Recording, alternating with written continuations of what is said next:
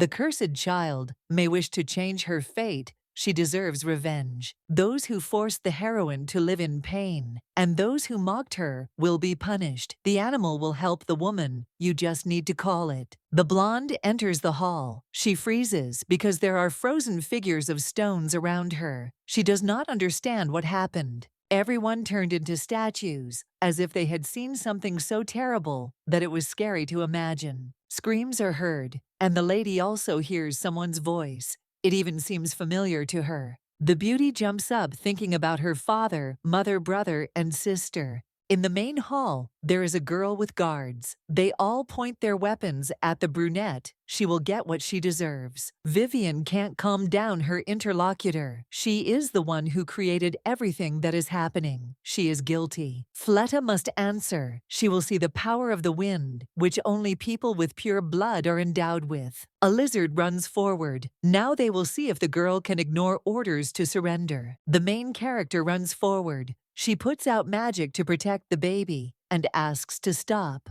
Suzanne doesn't hesitate. She summons the dragon, the golden light spreading throughout the room, allowing everyone to see. The lizard is immediately thrown back. The sister again asks not to interfere, so that in order to stop everything, the creature must be killed. A tragedy happened. People in the palace were cursed. If the girl had been taken care of when Vivian ordered, everything would have been better. It would be better to calm down. The confusion is absolutely understandable, but in such a situation, it is worth remaining reasonable. The priority is to find survivors, but the lady does not agree. All the people in the palace are already dead. The green-eyed one shouldn't be surprised. She's seen many statues on her way. She should understand. Everyone who tried to do anything turned to stone, even the lion that his father summoned. It is unclear how Suzanne managed to survive, but everyone in the palace without exception was killed. The sinister brunette is fine. Vivian has no idea what happened, but she is sure that she is somehow involved in it. It's all just speculation. The woman thinks it's okay to point a gun at a child who can't even stand. Right now, the older one seems more dangerous. It's hard to believe that the blonde is going over to the side of the lower creature. Now the acquaintance is breaking down. Suzanne has always been exactly like this, simply because she can summon an insignificant dragon. The girl always just pretended to be a person who didn't care, no matter what this creature was the cause of the disaster. The heroine is partly telling the truth. A muffled voice is heard from somewhere to the side. It is a dragon. The immense darkness is already very close. It is strong enough that we will have to fight to somehow resist it. The knights stood silently, but then the princess ordered them to hurry and kill Fleta. The dragon asks if he should place it, but the most important thing is, of course, not to harm the subjects. Ilan will buy some time, and he and Fleta will get out in the meantime. The lady will help, even if she can't walk. The brunette doesn't raise her head hoarsely, asking why they are trying to help her now. The lady's eyes glow a strange red color. She says that unfortunately, everything will be over. Around the lightning of dangerous power, the knights gradually turn into stones. Suzanne manages to run away. Everyone turned into statues, and a strong wave appeared from the castle, causing the blonde to even fall to the ground. Ilan is alive, but half of his wings have turned into stone, which is impossible to penetrate. Once upon a time, Suzanne read in a book that when the King of Darkness and the snake basilisk awakens, the world as we know it will meet its end. Fools in front of the monster's eyes will all turn to stone. This cannot be avoided. The heroine understands that all this is incredible. Right in front of her is that very creature. This is not just a fiction. The dragon will not be able to distract the enemy for long. When the chance appears, the lady must run as far as possible. Ilan can't do this, but instead of listening, he rushes into battle to protect his mistress. Fleta is descending. She has dark magic, so everything is useless. The light that surrounded the castle has long since fallen. Now the woman is not even sure that it is her friend standing in front of her. She would never do something like that. There is not a single person in the palace that the brunette does not know who does not insult the little girl or curse her for her dark eyes. There was no one who was on the side of the beauty in this place. Everyone just watched, but did nothing. Every day was like hell. At such moments, Basilisk whispered in his ear, asking to be summoned to Earth so that he could take revenge on everyone. Cézanne still doesn't believe that all this is possible. The brunette wished that at least the princess could escape. Among all those degenerates, only the blonde was the one who treated me truly kindly. Perhaps for the beauty, it was just a small favor that she would not even remember. But for Fleta, it was salvation. No one had ever done anything good for a child. She couldn't believe that this was reality as it was. Ilana is almost defeated, the woman asks, to stop the basilisk before it is too late. The words serve as a blow to the heart. This creature is no longer under the girl's control. Nothing can be changed. The dragon looks at the lady for the last time and asks to run away. He is turned into a large stone. The blonde's magic is blocked. The dragon is broken.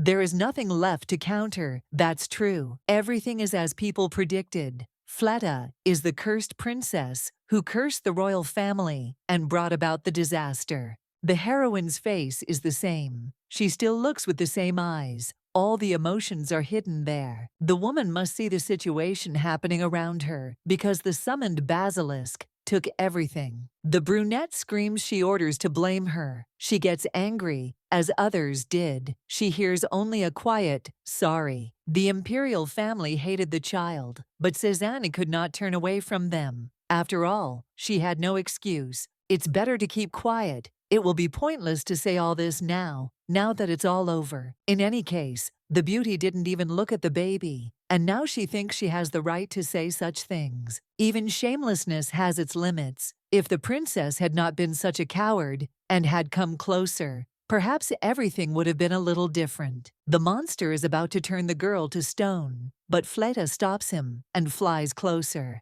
Even if something had changed, it would still remain a mystery to the lady what might have happened. In fact, the princess is sorry if somehow they meet in another life. She wants to be looked at properly, not avoided. The woman will definitely come closer and will definitely change fate if they do see each other. The eyes open, although the eyelids are still heavy. Mal is standing next to the bed. She calls the princess, saying that it is time to get up. The royal physician said that the girl's condition had improved, but the maid was not sure. The heart beats too hard. The blonde doesn't remember wearing such a childish dress. Looking at the mirror, Irantos cannot understand why she is so young. In the clothes that were thrown away after growing up, the girl looks more mature. Moreover, her face is different. I remember clearly that death occurred, but then it is not clear how I managed to become younger. Mel says that the lady is as strange as ever, and she, in a hurry, asks what year it is, according to the calendar. It's the year 970, it seems. It's not 976, as it was before time has turned back. It seems that the beauty had a very strange dream. There is no need to remain in this form. There is no point in it. Today is the royal breakfast sitting while her hair is being done. The lady is still amazed that everyone turned out to be alive. Warm touches revive. Nothing happened, and it makes you rejoice from the heart. The lady enters the room. If everything is so, the family is also alive. The parents smile, saying that they have been waiting for their girl for a long time. The daughter was sick for some time. She must have missed her mother's hugs. That's why she runs to hug her. In fact, the beauty really wanted to see them. She wants them to live happily ever after. Cézanne doesn't usually act like this. Something is definitely wrong. If the girl says so, everything will be fine with them. If something happened to the lady, it would be better to tell her. Her parents will not judge her in any case. The father will find and eliminate the reason why his daughter is in no mood at all. He is ready for anything. The older brother comes up from behind and smiling asks how his sister's doing. The youngest one changed and suddenly began to speak too kindly to her parents. For Luca, the girl will always be small, no matter how much she protests. Vivian runs up from behind and hugs him from behind, laughing easily just like her brother. The woman says that she was very worried, so she should never get sick again. It is forbidden. The blonde still feels too awkward. She thanks him for his concern and calmly moves away. Cézanne can't believe it's real. She remembers the pain of the encounter with the basilisk. It was definitely not a dream. Now it has been postponed for 6 years. We need to think about what to do next before the time comes. The child's wish seems to have come true. Turning to Mel, the lady asks where Fleta is. The third princess is far away, but the maid is urgently asked to tell all the details in order to come to the rescue in time. Night fell. The two threw on their cloaks and went forward to find a place. The baby lives in the maid's room, as everyone probably knows. Someone came out of the room, doing it as quietly as possible. It turned out to be Miss Mila. She is the nanny responsible for the child. That person is quite a peculiar individual, and her reputation is not particularly good either. Mel will have to wait until the beauty comes out and checks everything she has to do it. The brunette is not sure whether to stop the princess, so she asks to return in time. Almost immediately, a strong stench hits your nose. It is so dark inside that you can't see anything, and you might even trip. The woman turns on the light with her powers and freezes in horror in front of her. On a chair sits a baby who is tied up. The hand reaches out to the cheek, which is completely icy. It becomes scary, and it is no longer clear what is happening. Pressing her ear to her heart, the lady understands that everything is still okay. Fleta is still alive. There is a chance. The child did nothing wrong, but she was still made to feel humiliated. She urgently needs to be shown to a doctor. Cézanne knew absolutely nothing from the past. She could not even imagine that everything was so terrible. It is unclear how they treated the child, what made her summon a monster to take revenge on people. The princess is sorry that she ignored the brunette.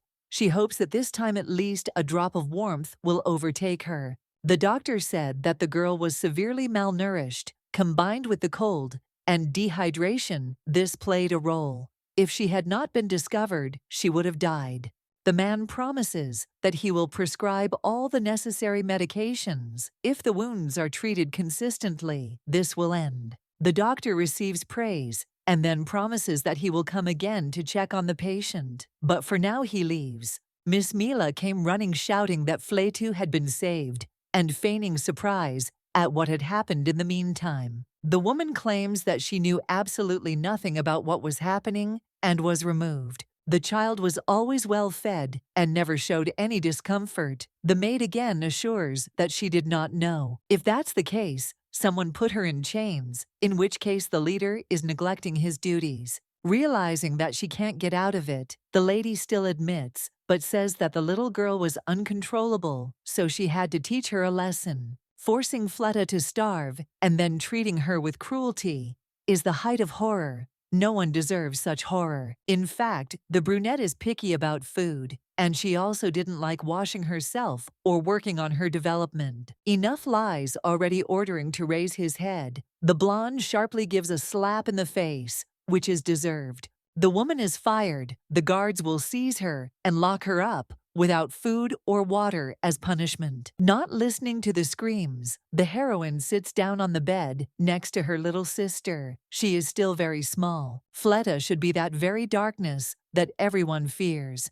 But now it is clear that this is an ordinary child. The baby needs care. Now it is more important to her than anything else, and it is appreciated. Mel runs into the room, with the other servants saying that at such a late hour, a lady has no right to run away. Seeing the baby in such a state, the princess brought her for treatment. The maid stutters, saying that if His Majesty finds out, there will be problems. The rest will look after the new man. It will be better if the princess returns as soon as possible. Tossing and turning in bed, the heroine realizes that her head is on something soft. It seems she has ended up in heaven. Jumping up in bed, you can see a tray of food. It all seems even more unreal. Every second is like confirmation. A voice from the side attracts attention. This is not heaven, and death has not yet come. Reality remains as it is. The princess asks not to be surprised, especially by her presence. She will have to eat to gain strength. The food looks wonderful, and on top of all that, it awakens a hidden appetite. The child seems hungry, but does not dare to do anything she asks, again if she is allowed to eat. Looking at what lies ahead, the heroine asks again, with interest for the last time. If there is no need to eat, then the tray will be taken back to the kitchen, and an active protest is immediately heard.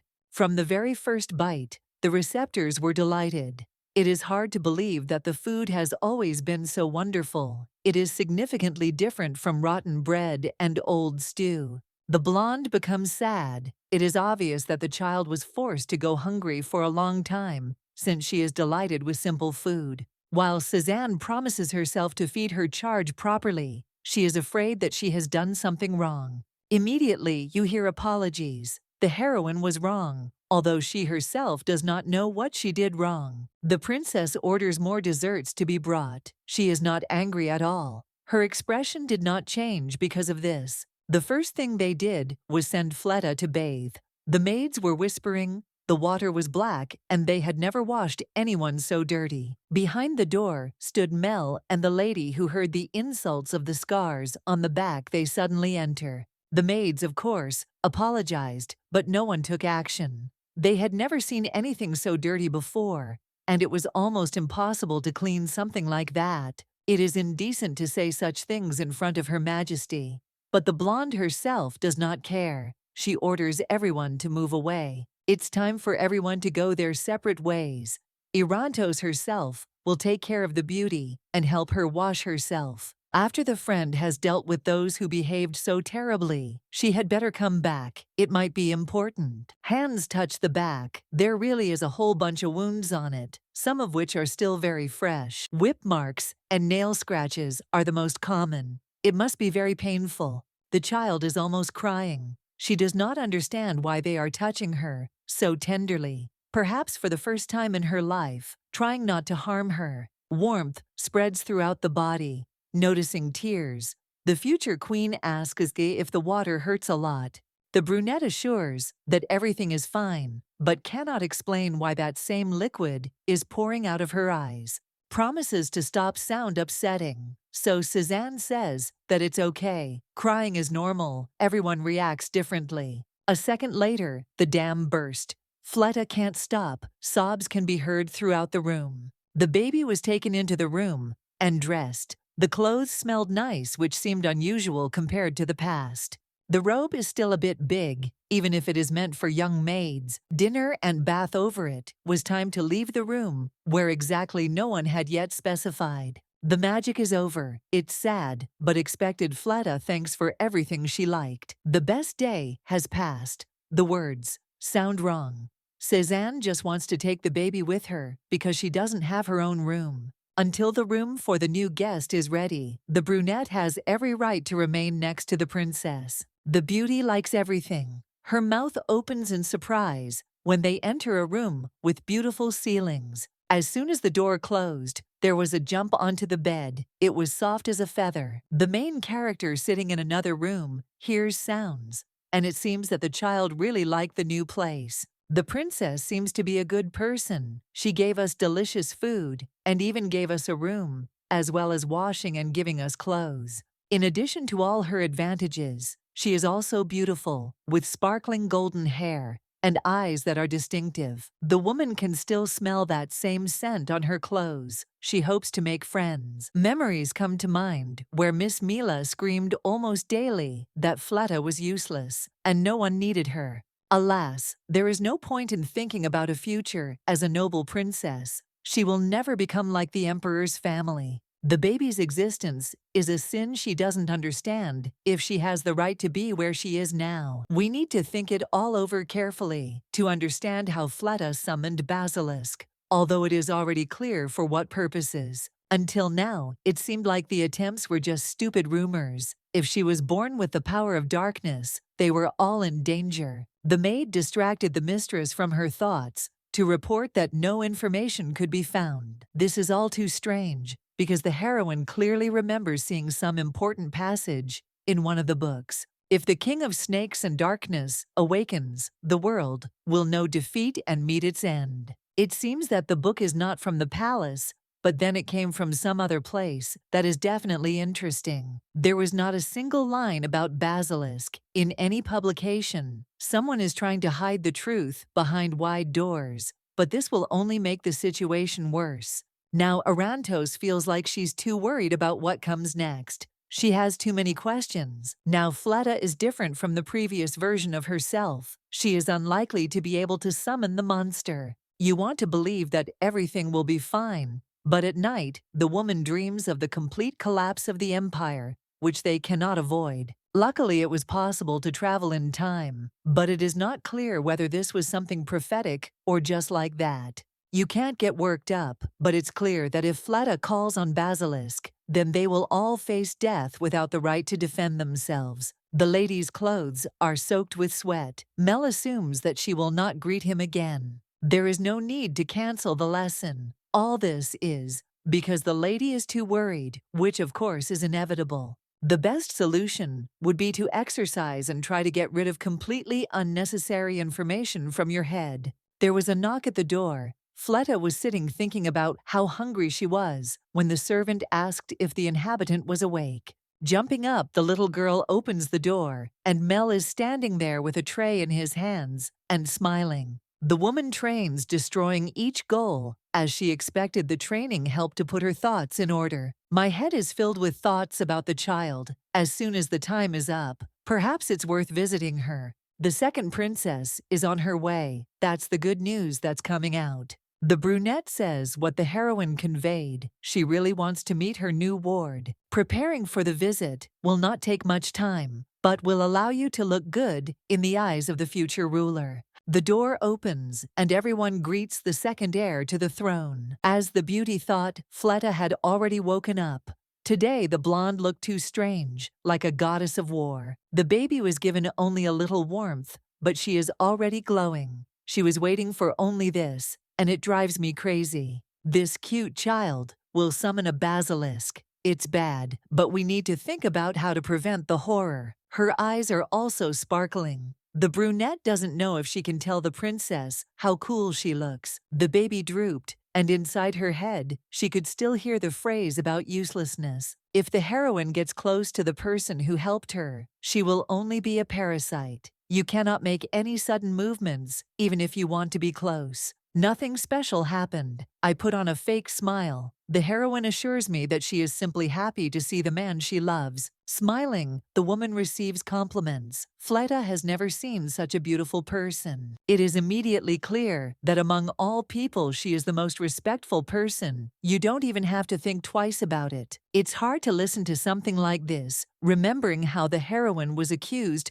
of being indifferent. She's not as good as she seems. Realizing that she had said too much, the beauty quickly lowered her head. Causing damage with her words was the last thing her soul wanted. Apologizing when nothing terrible has been done is the strangest thing in the world. Now that the woman is convinced that her ward is okay, she can leave. If she stays, she might scare someone again. Only a few days have passed, each of which was extremely tiring. The child follows his savior around. Despite her behavior, it doesn't seem like the brunette is comfortable around her friend. Every time she noticed someone looking at her, the little girl looked with those same puppy eyes. It wasn't necessary, but every time it went straight to the soul. The blonde doesn't know what she can do. This is the first time she looks after such a baby. It is not clear what to do. If you are careless and frivolous, you can hurt a woman even more. Then it will definitely not be possible to improve.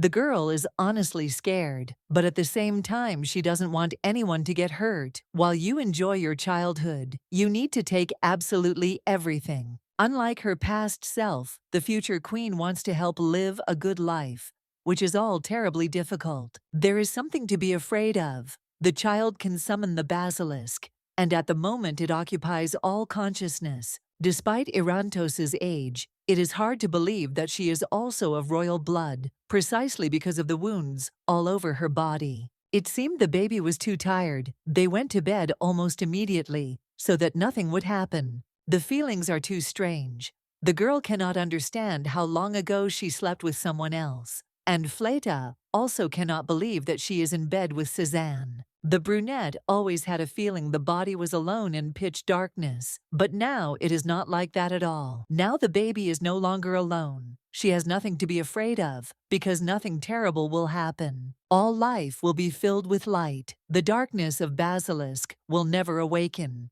because Fleta will be saved. Running out into the street in the morning, the heroine cannot believe that everything around her is so beautiful. The blonde asks to go on a picnic with her. If you look around, you can play games and then relax. The princess is still very small. She wants to play and run. Mel will go with her, and then the lady will arrive. The training will take time, but Cézanne will arrive. Soon the beauty wants to reciprocate her feelings. Four-leaf clover brings good luck. This is known to everyone around, so it will serve as a gift for a loved one. The brunette wanders through the forest, examining all the areas under the trees, in the hope of finding what she needs. Finally, I managed to get to the clover field. The field is simply strewn with different species, so it was just luck. The little girl counts each one, still trying, when a stranger in a cloak approaches her. This man had never been seen before, but he certainly looked elegant, like some kind of aristocrat.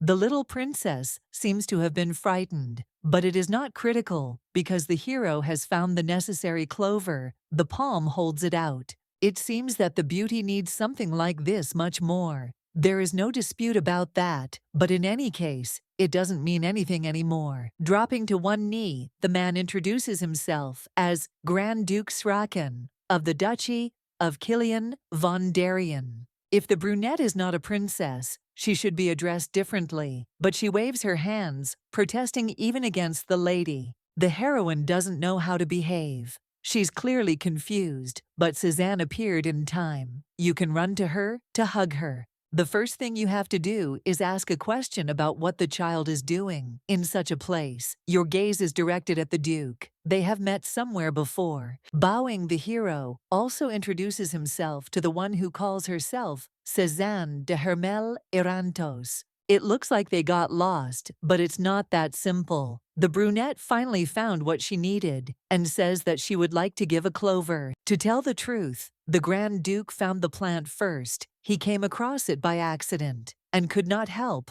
but help the young lady. In any case, you have to say thank you, even if it doesn't seem like the best option. Sraken has already received gratitude, so he doesn't dare ask for more. Since Darien gave the plant to the young lady, it would be better if she kept it for herself, just as a keepsake. The blonde herself doesn't need anything like that, because Fleta is her luck. That's the most important thing. Watching the hugs and feeling out of place, the Duke says it's time to return to his adjutant. He hopes to see him soon. Already somewhere far away, the hero still turns around once more, many feelings raging inside him. The wonderful thing is that the little girl is close to the princess, like her little sister. Perhaps she's the daughter of some aristocrats. The second princess is also special. Darien can't listen to her thoughts. There has never been a single woman who is so hidden. Sitting near the water, the two chat, and during the conversation, it turns out that the little girl was mistaken for royalty. The royal family tends to have light hair and eyes, so it's hard to confuse the descendant. Something is definitely wrong. In order not to burden Fleta with worries, the beauty smiles. It seems that she is simply so wonderful. Although the heroine cannot be considered a princess, now it will not be for long. We just have to wait a little longer. If the lady could, she would want to be recognized. That would be the right thing to do after what she has been through. The brunette knows the face of His Highness. Madame showed it in a book for great people, and she also managed to find Cézanne there. Having seen the savior in real life, the heroine realized that she was much more beautiful than in the book. Or rather, more special. Tomorrow the blonde will need to have a new portrait taken, which is good, but it also means that the baby will be all alone. It won't take much time, and even if it does, it still won't be something to take into account. Making a sweet expression, the little girl asks that no matter what, the girl try to return as soon as possible. The question is a bit of a sensitive one,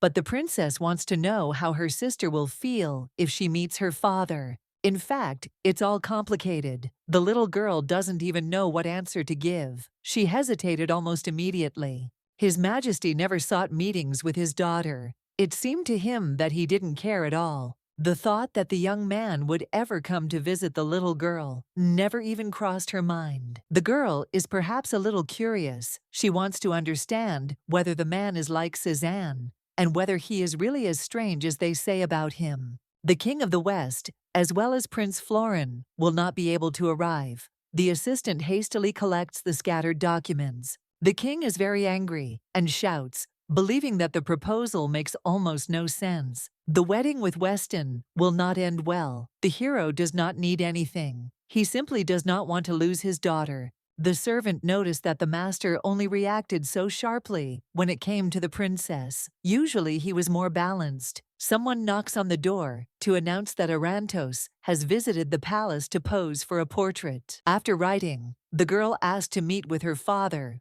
For some reason, she decided that this would be something important. If this was true, the blonde had to go right now. A smile blossomed on his face in just an instant. Turning to Sir Montes, the king lowers his voice again, ordering him to leave and stay out of the way. The princess can't help but move. The room is too hot. Pierre must draw a little faster. The door opens, and a young man appears in the room, who immediately hurries to his daughter to greet her. The heroine becomes more and more beautiful, distracted from the portrait, and her task, the lady again reminds about her important conversation. Having given the girl a little time, the young man will receive gratitude, so sitting down, he becomes interested. First, you should listen to what the girl says, without interrupting, and paying attention to her every word. This is the most important thing. Recently, the green-eyed one took one child under her wing. The beginning already sounds promising,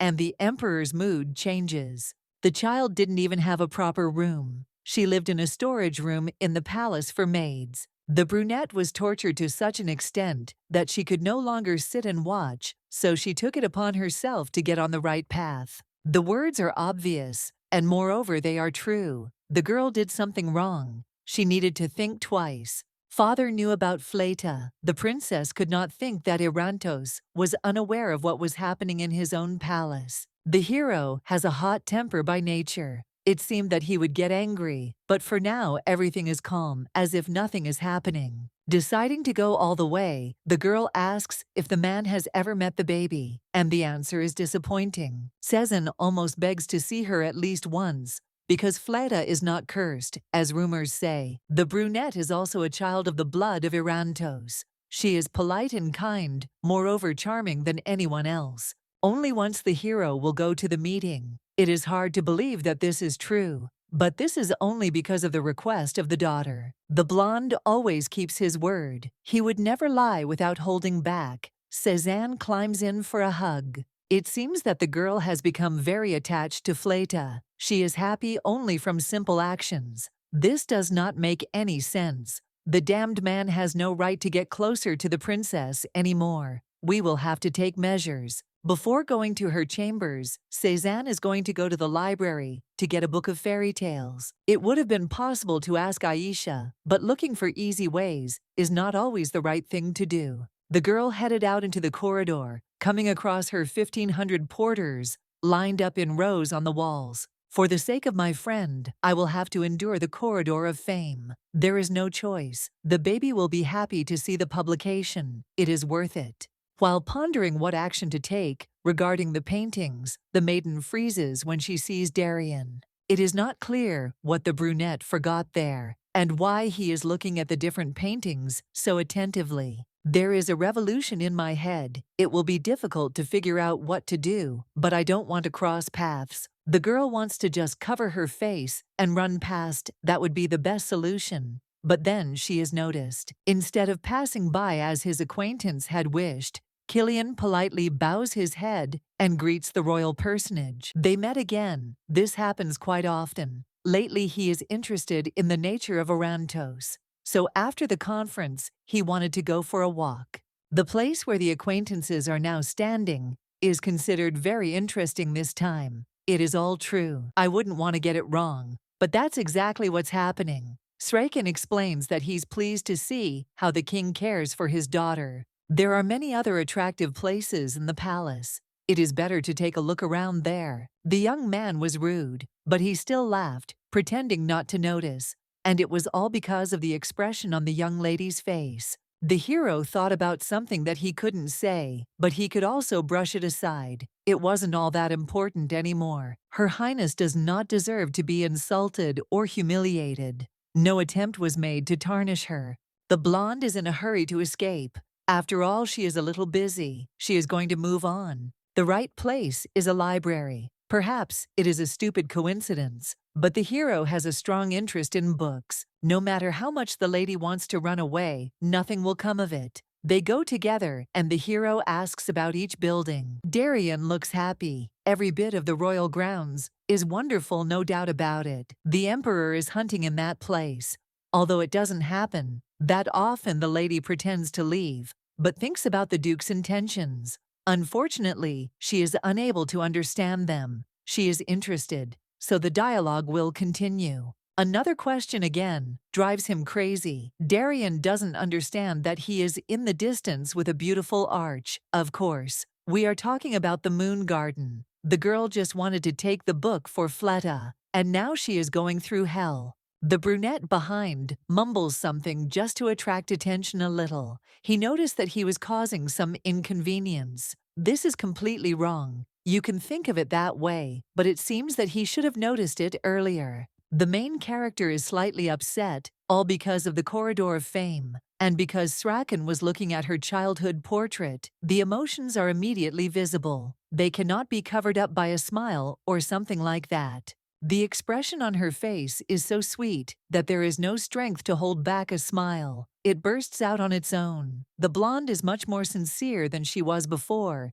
in the forest, which is why the Duke likes her even more. That's why the lady resembles a small kitten. They usually get angry and fluffy, but in the end, they look more cute than angry. Finally, it was all over. They came to the main entrance of the library, where they were heading initially. Pointing to the door, Cézanne promises that the man will have a good time in this place, after which, of course, a polite farewell follows. Despite the mask worn on his face, one can see that Sraken is despised. Literally half an hour later, a new clash occurred. The young man took the publication from the shelf and was about to start reading, but then the princess slipped under his arm. She needed exactly this, and nothing else.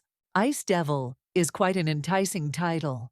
Darien likes this issue because it reminds him of the past and warm memories. But since it is necessary to change, nothing can be done. He will have to leave it to the future empress. Hearing the phrase about how the publication was to the Grand Duke's liking, the girl smiles and then cannot hold back a slight chuckle. She would not have dared to laugh, but at that moment the brunette caught her on exactly what happened. The young man smiles back, saying that he knows about the well-known fact that the heroine is one of the most kind-hearted people. He just decided to play a joke. And the little girl then misunderstood everything, thinking about something a little different. Making a skeptical expression, the girl clicks her tongue in displeasure, the sound literally hitting the eardrums. The appearance is absolutely not suitable for the Duke's character. He is too petty and timid. Surely the interlocutor has never had to experience the shame of someone making fun of a portrait that was hung for all to see, considering it cute or something like that. Realizing that things are getting hot, the hero immediately changes his strategy and bows down, asking for forgiveness, saying that this is not serious. Cézanne brushes it off. She did not even think of accusing her friend, but she really was ashamed. A smile flashes across her face again, as Darien thanks her for the mercy. Irantos did the right thing. Even if she doesn't think so, she can keep the book. The words she said earlier weren't just empty words. The lady is silent for just a second, and then hands the volume into the hands of the interlocutor. He has the right to read it, but to return it in a couple of days. This is a mandatory condition that must be fulfilled. It will not be possible to meet in person, so it will need to be passed through the maid of honor. Her Highness has made her point very clear, so there is no doubt that everything will be fine. After such a conversation, both wish each other the best day before going their separate ways. The girl would definitely have refused the service if the acquaintance himself had offered the same thing. She probably considered the Duke rather clumsy, but in any case, they had fun being together, at least for a moment. In his head, he still thinks about that corridor. It was different, and the Duke liked how many paintings there were, from which warmth fell on the soul, covering the heart. And not only, the Kilias read The Snow Devil. This is not the first time A long time ago in the mountains lived a devil with an icy heart. On the top of the mountain stood his snow castle, and it was so cold there that no one dared to go. Let the man's heart be frozen. Once it was full of hot blood. In life he made a deal with evil itself. He wanted to gain great power and to be able to live with his beloved beautiful princess. Hearing the words, the devil laughed and, as if in jest, cast a great curse that would be difficult to remove. The hot heart was covered with a thick crust of ice. It was impossible to break through. Hundreds of years passed, and one day the young girl got lost because she lost her way. Wandering through the woods, the heroine met. The devil hugged him with her arms and tried to warm him up because she saw the color of his skin. And not only that, of course, he didn't feel anything in his state. It was unrealistic. The lady did not give up and continued trying to help him. One day she suffered from the magic of the king, who did it unintentionally. Her body was completely dehydrated and did not move. The devil suffered seeing how another person suffers. He realized that the blonde was dear to him, and hot tears melted the ice. The hero realized that he loved the girl, so he asked to be allowed to give his heart as a gift. Along with the voice of the devil, the beating of the heart was heard, which was accelerated to the maximum. He became an ordinary person. It finally happened. As a result, the couple lived a long and happy life. It was filled with light and joy, thanks to the beauty. The ice melted. The boy sitting next to the woman opens his mouth in surprise. He is clearly fascinated by what was just read to him from the book. The brunette lowers his head. He asks if even he can be corrected, and if he can trust girls after what happened earlier. The kid is scared, because from such people, you always hear only ordinary lies. The only special exception was his sister. She was always honest. Someday, Kilia will meet the same person who will be important to him and who will make him feel calm, as if the world is filled only for the two of them. His beloved will never betray him. She will be there. There are still doubts in his head because the child is afraid of what will happen if failure awaits him again. It is better not to listen to strangers. He has already decided long ago what exactly he should do. Anyway, he will not find out anything if they lie to him. This is obvious. Fleta lowers her head. She feels very sorry for the king who was frozen. He must have been very lonely, because only after 100 years, something good happened, and fate visited him in the form of that beauty. Until that moment he was alone. Cézanne was about to answer something, but nothing came out, because the maid called her Mel announced that a courtier from the imperial chambers had arrived on some important errand and was standing outside the door. The second princess understands that she does not have time to figure out what and how, so she simply asks to call him. And it will be much easier. The entrance doors swing open, and several servants bow their heads, greeting the future ruler. His Majesty invites Fleta to attend afternoon tea. He did it so directly that even Arantos Jr. herself realized that something was wrong. Noticing the little girl's emotions, the maiden calmly decides to answer. The brunette is too young. She might be a little uncomfortable. The green-eyed one volunteers to go together. It will be better for them this way. The emperor will not be against the company of his beloved daughter. In an hour, a carriage will be sent for them. Time gives the opportunity to prepare a little before everything begins. In just a few minutes, the duo are standing in front of the mirror. They are trying on a beautiful dress on Fleta that suits her fair skin. Her sister asks if she is afraid of the meeting, but she does not know at all. Perhaps it is a slight nervousness that is present in any person before exciting moments. Surely the child is very worried this can be noticed, but it should have happened sometime. In any case, it is clear what is what, and there is no choice to see. His Majesty is something obligatory, a criterion to understand how it all depends. Having already fully gathered herself, the little girl looks over her outfit one last time, and then turns to Cézanne. She wants to know why Irantos called her to talk when he hadn't paid any attention to her before. The blonde is interested in what Fleta is like, so it is quite logical that he wanted to get to know her better and talk at least once. Sadly lowering her eyes, the girl does not understand whether she should show him her joy or something else. Going against your will is not the best thing, so you need to act only as your heart tells you. In this regard, the heart will not be sad. Cézanne goes down with a bright smile. She will always be there to support the child, so the meeting will go well. Gently adjusting her hair and making the girl relax, the heroine hears her asking permission to go to the princess's banquet, right after everything is over, where she will be happier. Of course, there will be no need to forbid, because the best option is an agreement. Now this is the most important thing. The father will surely understand how dear the child is to the girl, and thus the relationship will improve a little. He always did things for the good of the girl. All together, they went forward along the corridor. They move deeper, realizing that they have almost reached it. The closer they are, the more worries in their hearts. On the steps they are met by His Majesty's assistant. He bows his head in greeting. The emperor has been announced, and so he comes down from his office. There are many servants around. This time, there is no hint of a smile on his face. As usual, he moves forward and measures the child with a look that makes one start. Erantos sees the girl bowing down, realizing that the time has come to try to smooth out the general atmosphere. The beauty says out loud that Fleta has wonderful manners, which are noticeable even in her movements. Putting her hand on her shoulder, the maiden sincerely praises her for all her efforts. The father calmly says that he needs to talk to the brunette,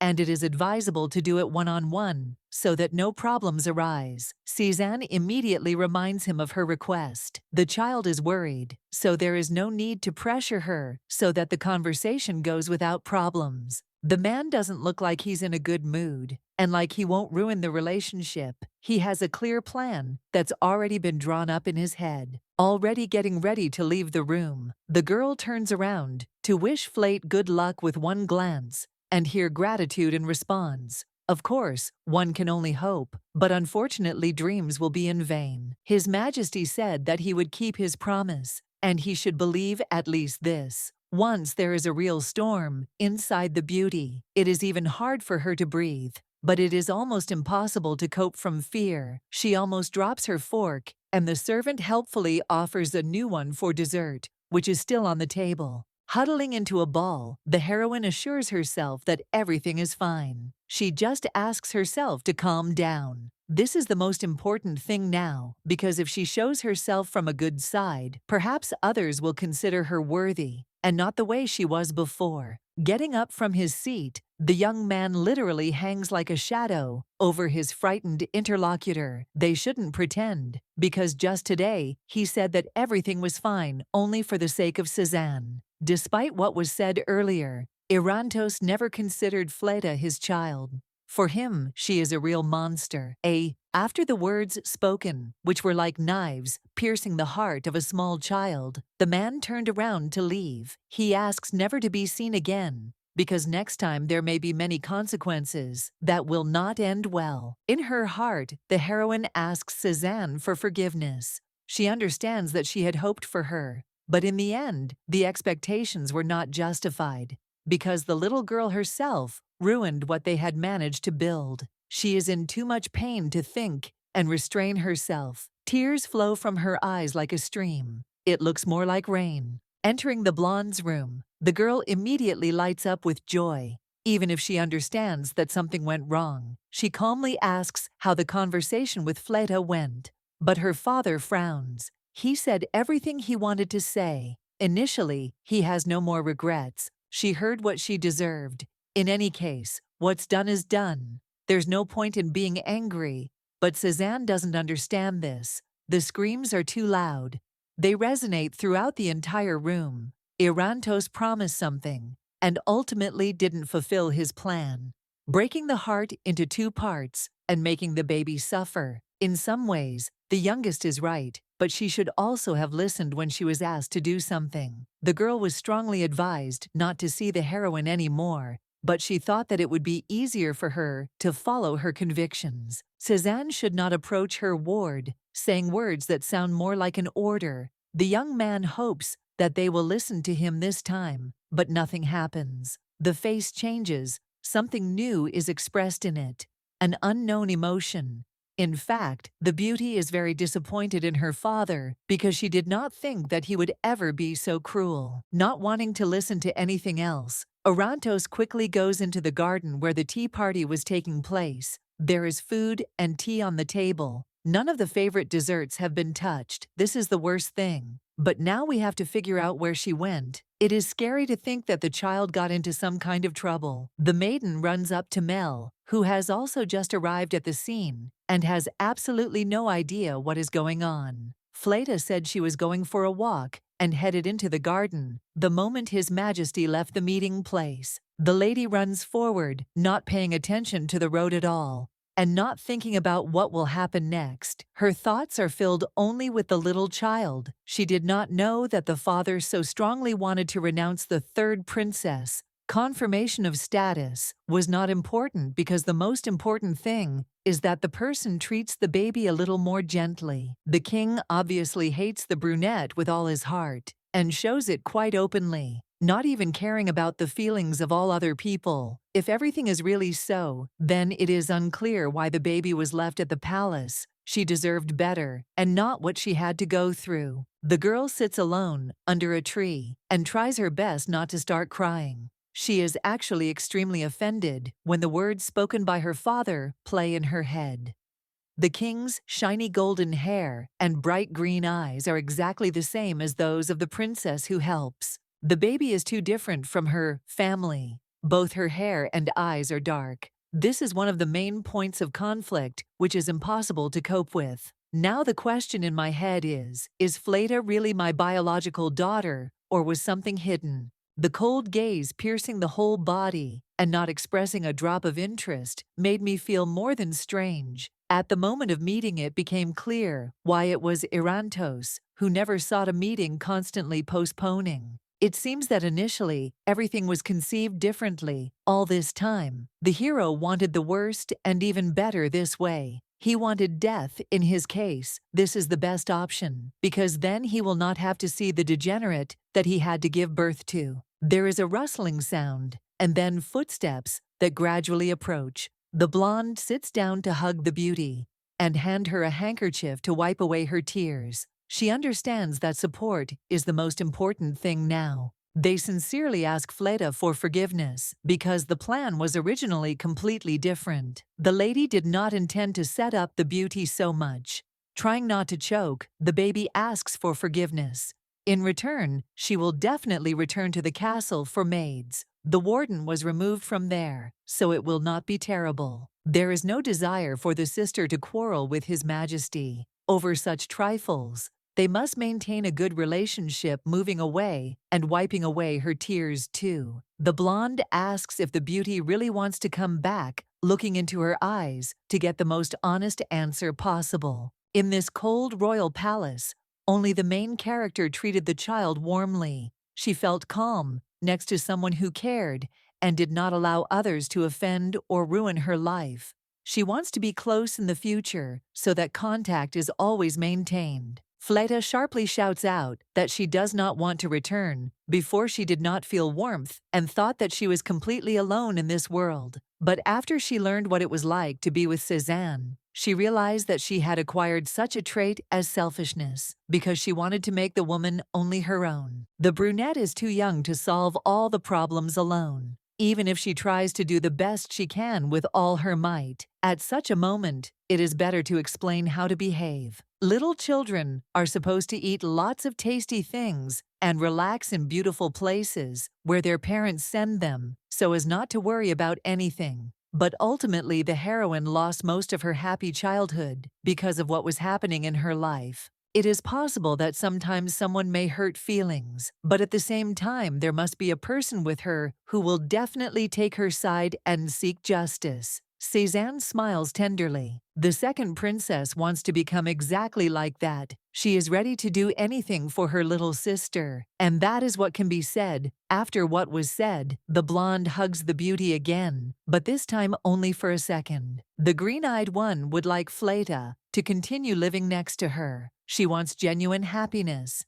and therefore they will try to achieve this together. Looking straight into the soul, the maiden seems to be begging for her to be believed. Now it would be the most correct thing. The little girl nods her head. Of course, it is easier to agree and not try to distance yourself from society because of the hatred of some people who are very narrow-minded and do not deserve recognition. The conversation is over. The girl was still convinced. The duo went into the hall to have lunch on the table. There are many different dishes that make the appetite awaken only by their beauty. The child stuffs a chicken into his mouth and smiles. This always helps. There is a princess sitting next to me who can't stop smiling.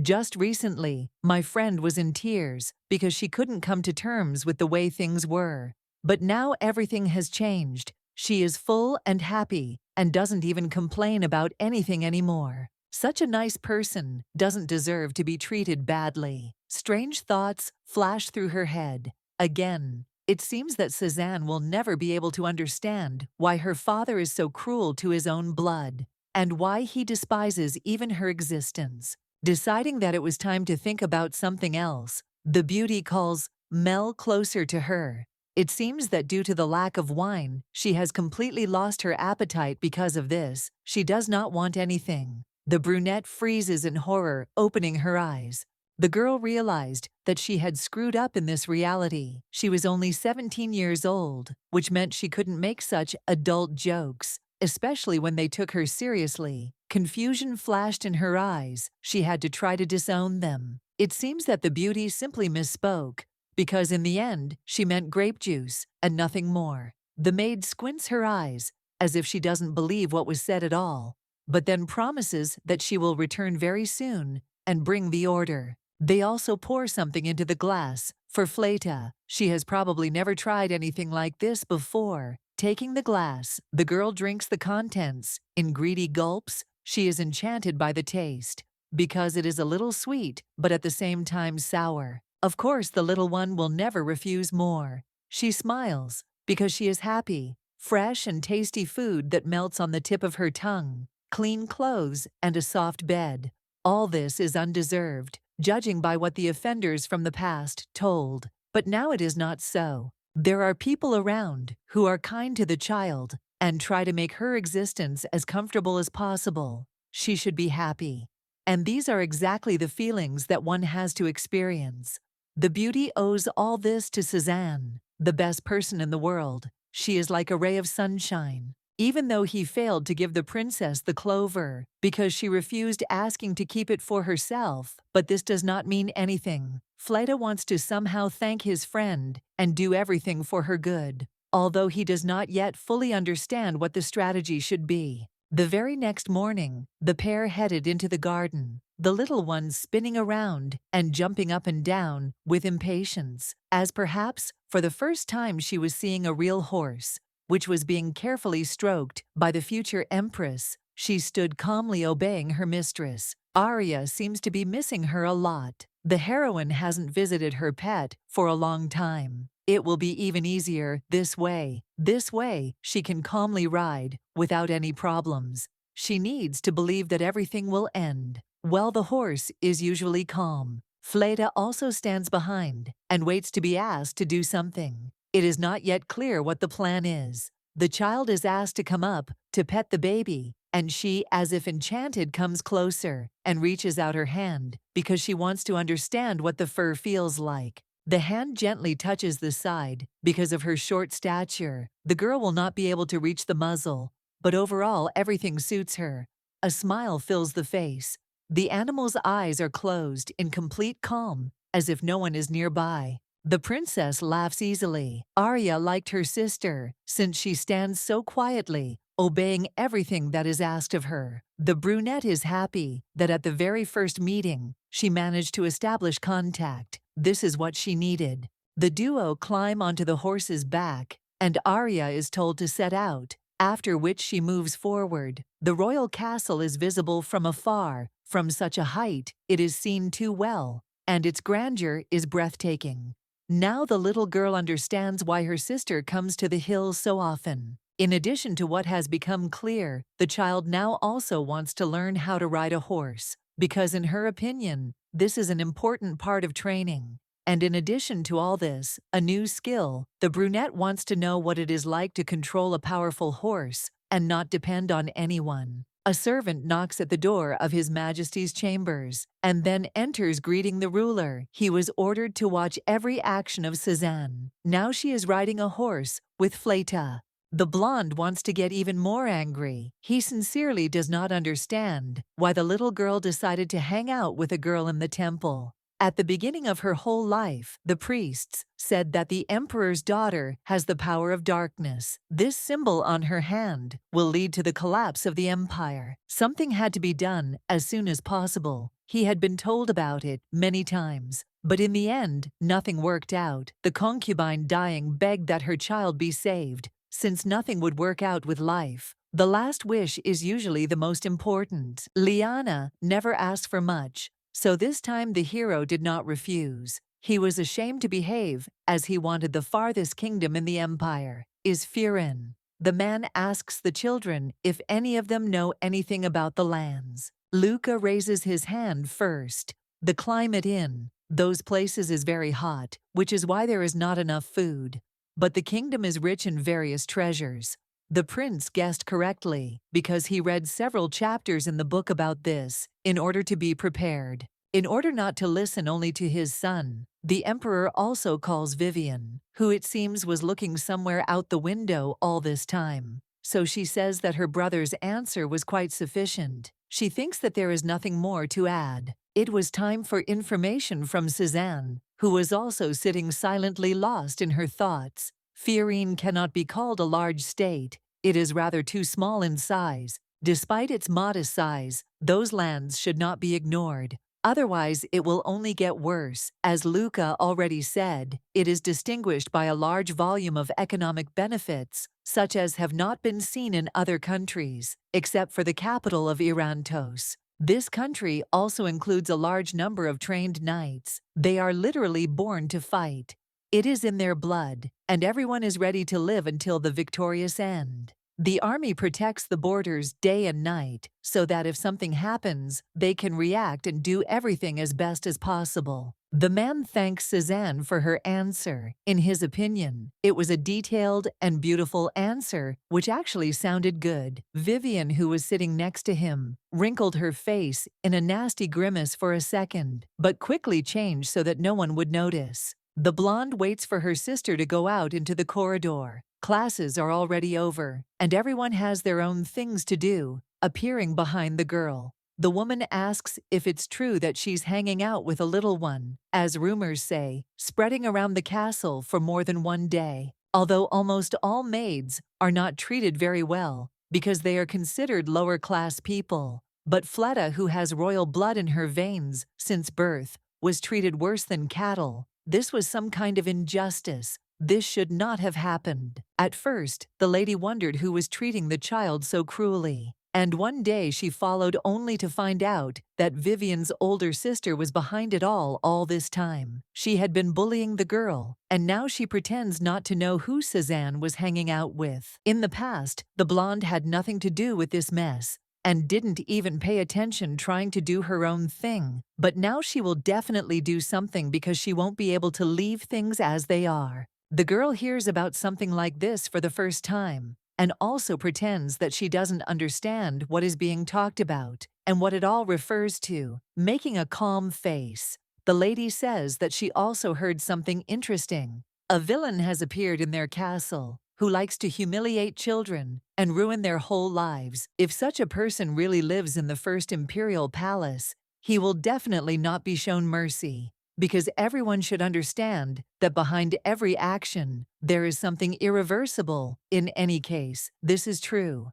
Coming very close, the lady leans towards her sister's ear. The heroine does not know such individuals, and perhaps has never met them, because she remains kind and has a bright soul. Of course, it was stupid to hope for a sincere confession, but somewhere there, deep in her soul, the lady still thought that everything would be fine. It was not true. A smile appears on her face, just in time. Vivian, of course, cannot give away her terrible image. She did not know that her sister liked to play detectives, but if something becomes known, she promises that she will tell in small details to help the investigation. Cézanne will be grateful when she answers. Her voice is filled with anger and coldness that can freeze the soul, realizing that this will not end well. The beauty is going to leave. She completely forgot about her other affairs that have accumulated. The expression on her face was not noticeable, but the woman was very angry. She realized that it would not work out that easy for her.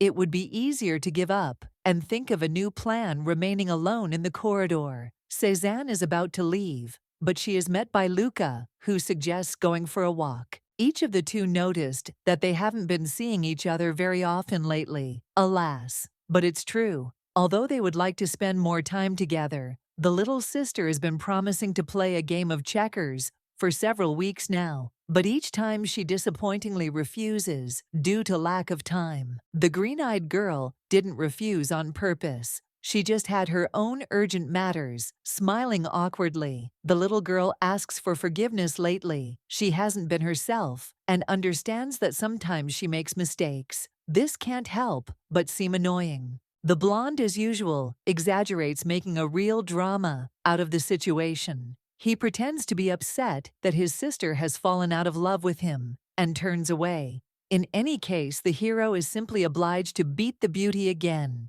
He treats her like a child. This is even more irritating. Suddenly, some piece of paper appears in his hands, folded to one side with a ribbon on top, so that what is written cannot be seen. The girl calmly asks, "What is there?" But Luca smiles slyly. He thought that the lady would be happy, because it is a map of the underground tunnels of the imperial palace. Instantly taking the thing, the blonde carefully studies everything.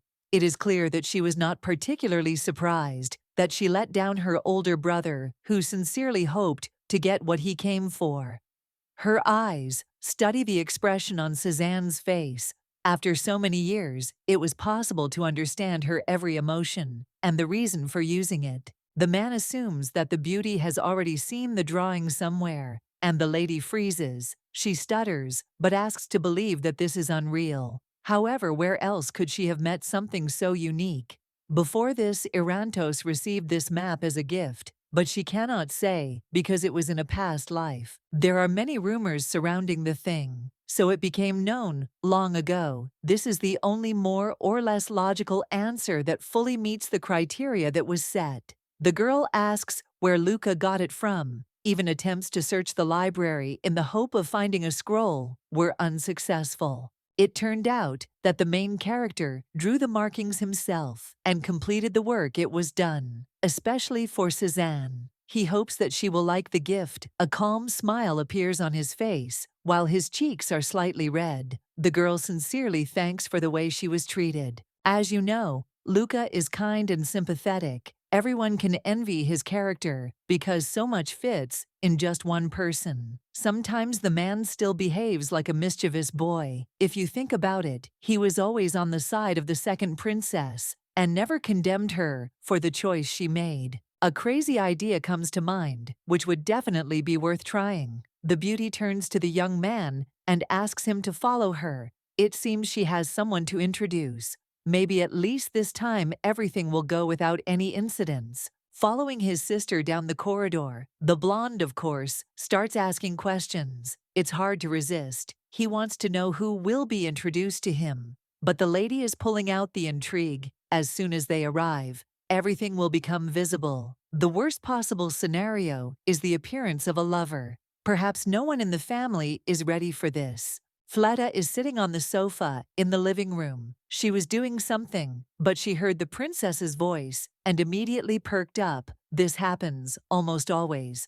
When it comes to this person, the little girl went out to meet, so she calmly heads forward along the corridor. A man appeared from behind. For some reason, unpleasant moments played out in my head, such as that icy gaze of the emperor. They are somewhat similar. Noticing the horror on the child's face, the blonde carefully bends down and asks what happened. It is important for her to know in order to try to cheer him up. Even without words, it became clear what caused the sudden change in the situation. It was better for the brother to wait a little while. The two talked. Kneeling before his sister, Irantos asks for forgiveness for not warning that she would bring guests with her. This probably changed the situation a little. This guy is the eldest in the family, named Luca. The princess wanted to introduce them, so she invited him, not thinking that he would somehow object or that he would ruin the lives of both of them. Surely the little girl still feels bad after talking with His Majesty, and no one will blame her for this. It is all quite logical and understandable, given the situation and the words that were said and stuck in the child's heart. Cézanne once again made a mistake, even if she did not want to, and tried to be as careful as possible. First of all, it was still necessary to ask the beauty. She also has every right to say something, so this had to be taken into account. If the brunette is still having a hard time, she can be sent to the castle for maids early, where she will be a little calmer, at least for a moment. Although the emperor rejected his daughter, it is not the princess's fault, because she tried with all her might to make sure that Fleta's fate brought her only the best. The little girl asks not to worry if they want to introduce her to Arantos. There will be no problem. She can definitely overcome a small conversation. The duo returned back to the room, where the prince was still sitting on the sofa. Having already finished his tea, the girl smiled. She asked to introduce the very girl, who was under her care as usual. Trying to show her best manners, the brunette bowed her head and greeted the member of the imperial family with all honors. Luca almost immediately jumped up from his seat and began to smile, also saying his name. This is exactly what was needed. The girl has not been teaching the little girl for very long, but she already observes all the manners. Undoubtedly, this is progress, and only the most stupid person who does not care at all about this would disagree. The hand reaches out to the beauty, while the hero wants to say something. Fleta freezes, because after everything that happened in the past, she absolutely cannot trust people. Hands grab the girl's cheeks. She is too cute not to touch at least once. The cheeks are soft and bring back memories of Cézanne, when she was about the same age, exactly as charming as the brunette. And despite the fact that now she is also a beauty in childhood, everything was different. Most of all, he liked to play chess with her, and not only, and now alas, she forgets everything that she promises. The young man frightened Fleta, so he quickly pulls his hands away. The evening came. A beautiful order covered the sky, forcing her to look straight ahead. The main character was afraid that the man's reaction would be the same as her father's, not at all positive. But Luca, as always, was kind and friendly when he told her that the child could ask for anything. They would definitely take care of her, so she wouldn't have to worry. The brother may have even gone too far, because he constantly tried to be close to the baby, and even wanted to touch her cheeks again before leaving, as if saying goodbye. The princess did not know how to react, but she protected her ward, so she thought that everything ended quite normally. The girl is distracted from reading because the culprit has appeared nearby. The brunette apologizes for interrupting the beauty's occupation, but she just waves it off. It wasn't so important to dwell on this attention. In any case, nothing terrible happened. The first thing the heroine asks is what happened, because the eyes even look a little scared. It's already evening and it's getting a little chilly. So Fleta took care of her friend and brought a warm blanket which she gave to Mel. Now this is the most important thing. The blonde wants to thank, but in the middle of the sentence, she starts coughing, as if she is sick. It seems that she is still not feeling well, so it is necessary to urgently bring tea. And not only that, finding herself in bed, it was decided to rest a little. It is quite possible to refuse the fireplace, because it is not so cold yet. Overprotection is not always good, even if we take as an example the care that always makes you smile from the heart. The Virgo assures that she is completely fine, so she can go and rest. The child needs sleep even more than she does. It's evening outside. You definitely shouldn't neglect something like that. The dark-eyed girl lowers her head and whispers something sadly. Being alone when you are sick is the most terrible feeling. And this only makes it even harder physically and mentally. The girl herself understands perfectly well what she is talking about. And this is connected with where and how she lived before, in that closed room. It's hard to hear such words from such a young lady. She went through suffering and pain alone, which at some point became an integral part of her soul and consciousness.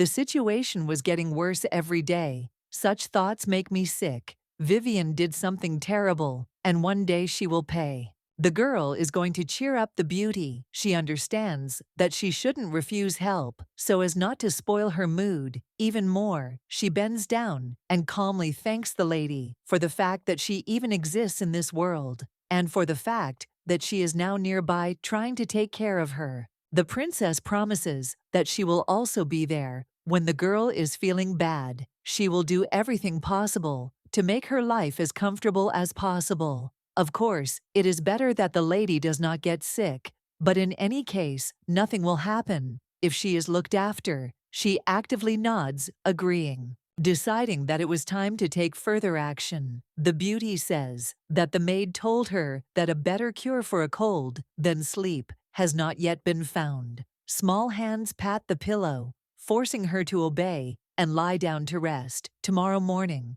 her health will certainly improve significantly. Before relaxing, the heroine understands that she was asked to sing a lullaby. The voice is clear, and the sound is like honey for the ears. So closing her eyes, the lady experiences real pleasure. Such a bright child is different from the rest, and Orantos had no right to behave like this. It seems that her father was very wrong about her. Morning came. The sun looked in through the window, making her smile and stretch. Of course, the lady was very pleased. She herself did not notice how she fell asleep. Apparently, because of the cold, she had no strength left, but the rest really helped, so there is no point in complaining about such things. It seems that the baby fell asleep. While she was taking care of her sister, she was found lying next to her on the pillow and peacefully snoring. If she was moved, she would immediately have to wake up, but she doesn't want to take away the crumbs of comfort that she has. So the blonde just carefully straightens the blanket that had gotten bunched up around her. Because of the movements, the dark-eyed one begins to mumble something. It is not surprising that some people sometimes talk in their sleep, not quite controlling themselves. The princess's face instantly lights up with the most beautiful smile. Because she was called a sister, it seems that Fleta considers them family. Although she does not want to admit it, it is still difficult for her to fully trust. Having successfully arranged the sortie, and not even spoiling the sleep of her ward, the beauty penetrated into the corridor, where she calmly exhaled with relief. Thus everything will end, more or less, well. There is Mel, who wants to ask whether the blonde will participate in the gala dinner, which as usual will take place at the same time. If the lady still feels bad, she has every right to refuse and stay home. Now there are too many thoughts in her head. Choosing one is almost impossible. For some reason, after recent events, she does not want to see her father at all, which is quite logical, but this is a state matter that cannot be transferred to personal matters. Nodding her head, as if giving a sign, the princess asks to convey that she will be present. The maid should return soon to help the mistress get ready. She does not do it on her own, so this time too, she will not deviate from tradition. It's already midday, the sun is at its peak, which makes it even a little hot, especially if you sit by the window. But this doesn't stop Fleta. She's at the table and thinking about the latest events. The brunette calmly asks if something is bothering the beauty, and she, only after a few minutes of silence, nods. There is something important at this level. The friend's words stuck in my head. She asked me to think about what I would like to get for Fleta, but first to come up with something that she likes. I need to want something. But it turned out that the task was much more difficult than it initially seemed. The baby had never thought about what she liked before. There was never a need for it, so she didn't pay attention and went through life as it was. Mel smiles. She understands the dilemma, but it's better not to burden herself so much. Looking from the outside, the beauty will come to an answer. Before doing anything, you have to finish your meal. Giving up food, for the sake of thinking, is not the best idea. For sure, the maid puts a spoonful of pancakes in her mouth and hears admiration from her charge. It was very, very tasty for her, so a smile is visible on her face, and her eyes are shining. In fact, the child would eat something like this every day. It seems that something has just been found that the little one likes. She cannot believe it, but it is really so. because an incomprehensible emotion appears on her face now. Thanks to the maid, the strategy is clear. We can move on. The brunette starts drawing everything that comes to mind. She really liked the horse that the princess has, and she also liked riding it. So you need to draw everything in the best possible way. In addition to these two things, the child really likes cute animals, especially cats, dogs, and white rabbits. In any case, choosing the one she likes the most won't be difficult because it's Her Majesty Cézanne, who will always now occupy a place of honor in her heart. That's how a whole album came out of everything that Fleta liked in the new palace and new life. The blonde is already ready. She calmly walks down the corridor, but grabs one hand over the other in an attempt to understand how she should behave next. She is somehow a little worried, but in any case there is still no choice. Since consent has already been given, going back and choosing something else will definitely not work. A familiar voice is heard behind her, and the princess turns around. There stands the duke, who greets the girl. The conversation turns to the book, and she immediately apologizes for not being able to return it back. Unfortunately, it happened because of too many things to do. Adrian smiles, assuring her that there is no need to rush. Without allowing the conversation to continue, Fate, in the form of Luca, enters the main entrance. The girl arrived quite quickly today. Even the brother himself did not expect this. He himself had only recently arrived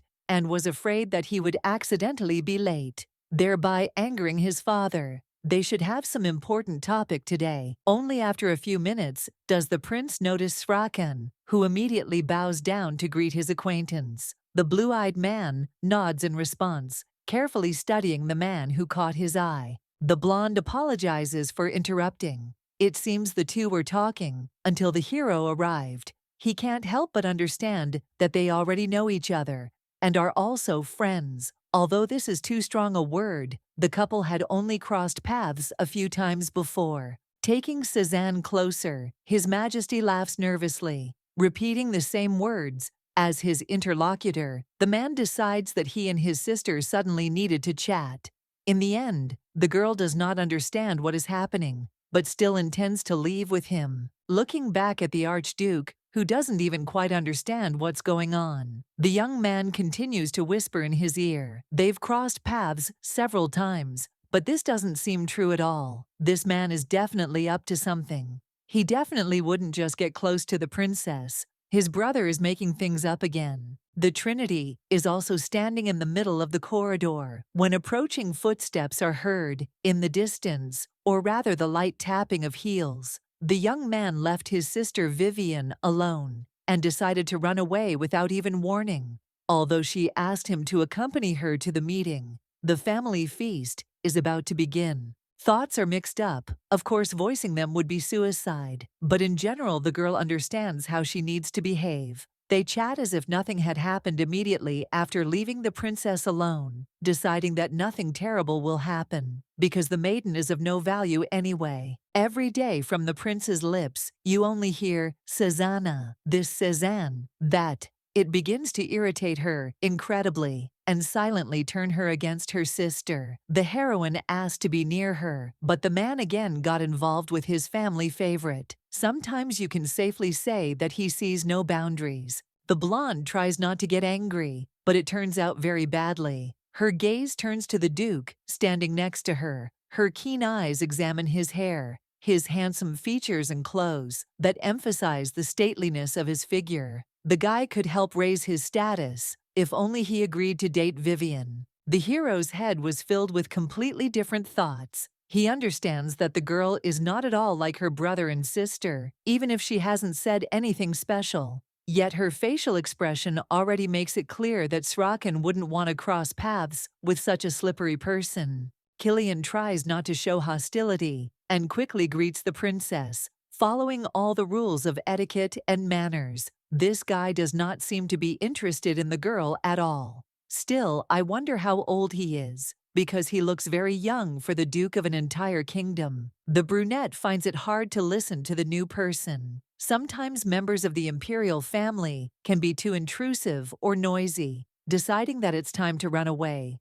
The man calmly gets ready to say goodbye. He needs to talk to the second princess in a separate place. So far, she is the only one who behaves with restraint. The hand squeezes the fan so tightly that it almost crunches. The expensive stones hurt the hand a little, but the elder Irantos doesn't even think about it. Everything has returned to Cezanne. Again, even Killian wants to spend time with her, turning sharply to his sister and putting a fake smile on his face. The beauty asks when she managed to arrive. Usually this happens much later. Trying to back away so as not to feel too much pressure, the girl calmly says that it happened literally 5 minutes ago. Vivian should have been warned so that she could have arrived even earlier and had time to chat. This has never happened before, but she pretends that they are best friends. Luca wants to know something he hasn't said anything up to this point, but it seems the time has come to open his mouth and try to tell the man wants to accompany his sister on her birthday, which is already gradually approaching. Waving it off, the blonde assures that there is no need for this. The princess standing next to him measures her brother with an angry look, warning him about something. Having heard the good news, the heroine smiles from ear to ear, saying that it seems that the baby does not need help from strangers or from those who are part of her family. If everything turned out this way, Luca will accompany Vivian, who also will not refuse someone who is nearby. The plan that was built works like a charm. The maid steps forward, announcing the arrival of the emperor and empress, who almost immediately enter the door that swung open. The blonde immediately looks at his daughter, but she turns away, pretending that he simply does not exist, and trying to ignore him as much as possible. Everyone gathered at the table, and at the appointed hour, the meal began. Beautiful dishes with drinks were everywhere. Everyone tried to keep up the conversation. In their own way, the queen suggested trying the lamb ribs, which turned out wonderful, and Vivian started talking about the weather outside. Nothing changes. His Majesty sits with a stony expression on his face. It is unpleasant for him to talk about what is happening, because there are many thoughts about Cezanne in his head. Luca asks if his father would like to invite the Duke to some event, one of which could be hunting the best option. The prince's proposal is not bad. All that remains is to ask the prince, who of course smiles and nods in agreement. Everyone has already heard that the young man is a real monster in battle, so the hunt promises to be interesting. Adrian is not as good as many say. These stories are made up by people with rich imaginations. The young man is so modest that he can't even take anything as a compliment. They will go into the forest at dawn. Vivian asks to join. She is only strong in magic, so she will not be of much use. But I would still like to be present. The man decides to ask Cezanne if she would like to go with them. Unlike her sister, she even owns a sword. In the morning, the maiden sleeps soundly, so she refuses. A strange feeling began to accumulate in the air, and the atmosphere thickens more and more. The empress laughs. The girl is still preparing for the banquet. She cannot be distracted. The archduke appears to be an extremely reliable person. It is almost impossible not to notice. The lady heard that the man was only a year older than Vivian. This year, the guy turned 19 years old. It is very difficult to be the head of a country at such a young age, so he would like to grow up sooner. It would be good if the Empire and Srakan maintained friendly relations. It would be nice to introduce the man to one of the daughters. He suits Vivian better. The relationship has been maintained for 3 generations, and the hero hopes that everything will continue to be the same. The man became curious about something. Some say that there are 4 stars in Irantos, but here there are only 3.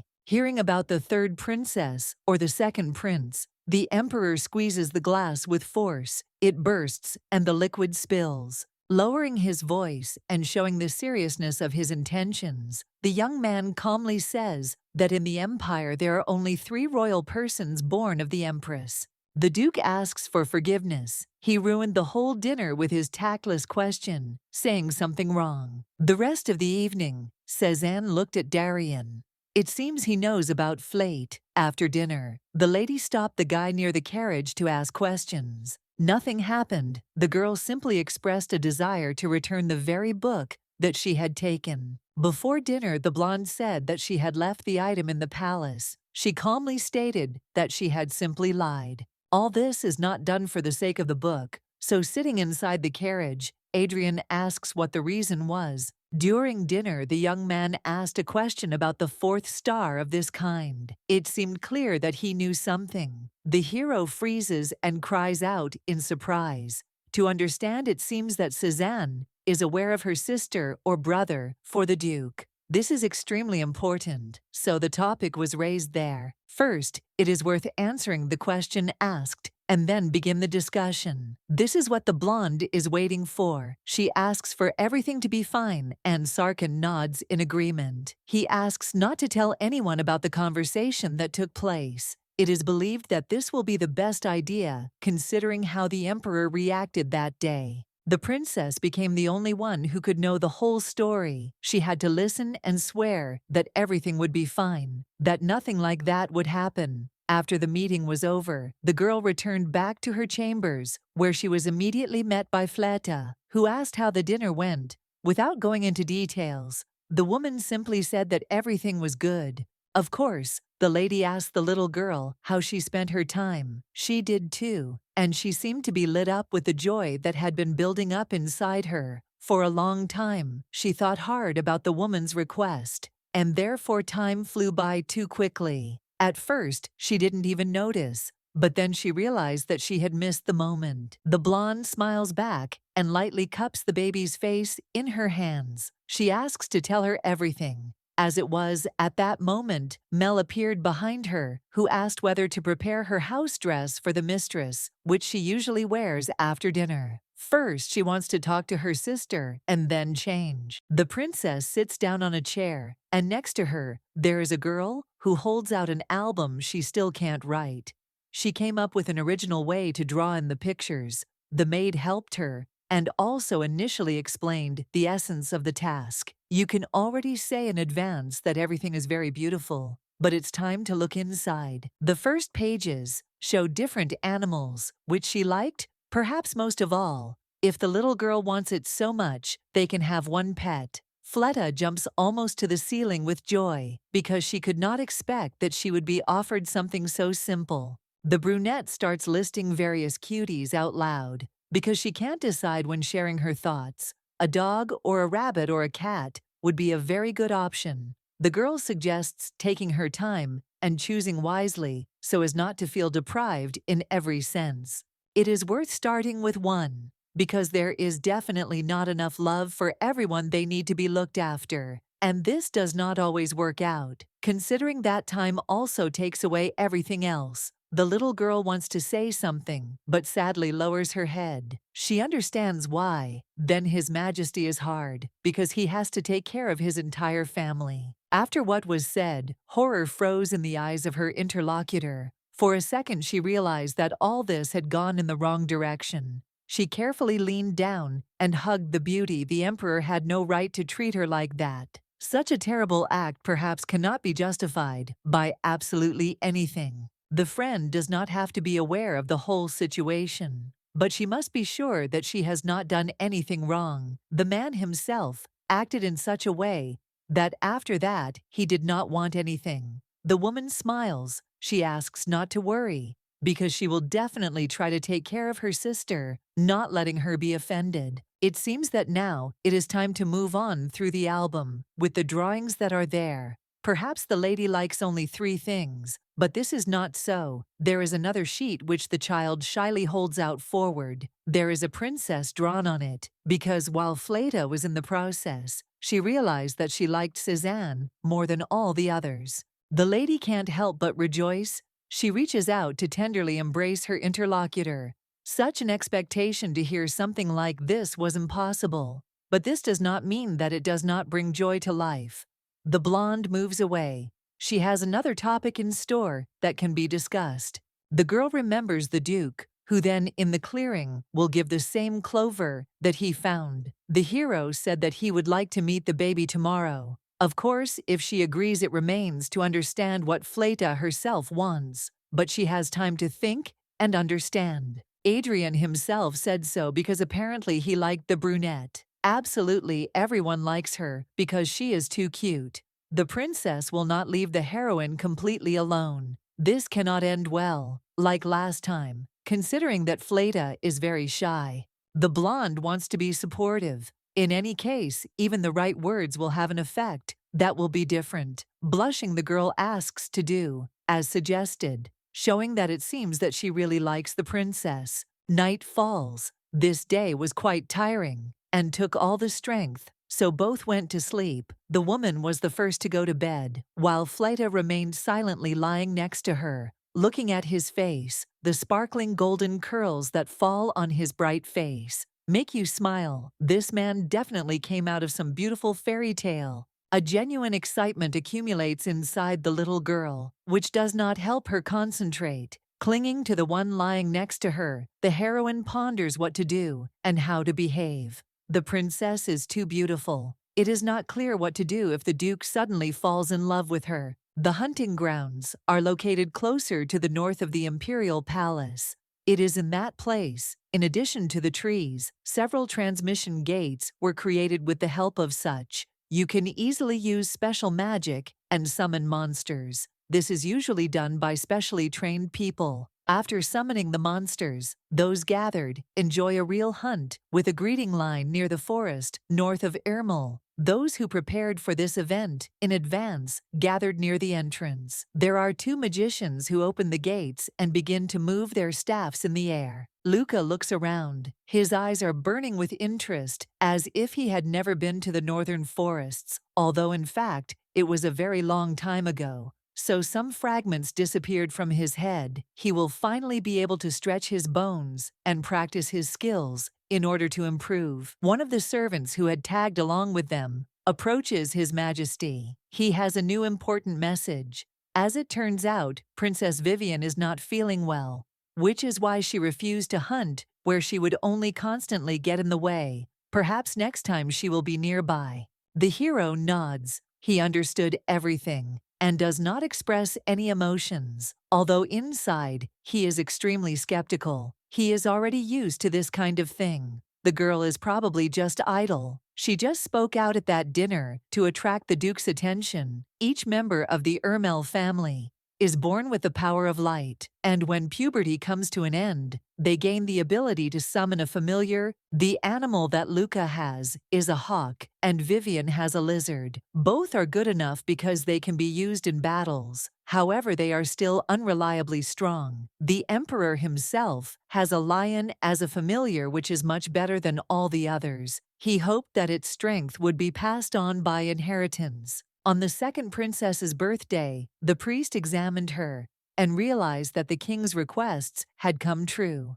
Cézanne, as it turned out, possessed the highest level of magic. It was already predetermined she would be able to summon the strongest spirit, and thus would be a good help to the kingdom. His Majesty is distracted from the thoughts he accidentally moved into. The magician asks at what level the young man wishes to hunt. Usually it is something in between, so as not to overwork his friends or family who are also participating. Luca steps forward to add something of his own. He is quite good at hunting monsters previously. They were a problem for him that he had to try to overcome, but now he managed to pass the 5th level, so he can be considered a great hunter. The man notices the stern gaze of his father standing next to him, who understands that it would be better not to say such a thing, and immediately stumbles. Of course, he needs to find out about Darien. The Duke is hunting for the first time, so he will have to be very careful, otherwise it will be embarrassing. The blonde nods and then looks at Sir Sarkin, who smiles, looking away. In my opinion, he knows exactly what he wants, but he is not going to say. Usually he is quite a risk-taker, but this time for some reason, he wants to risk even more. You need to fear for your life,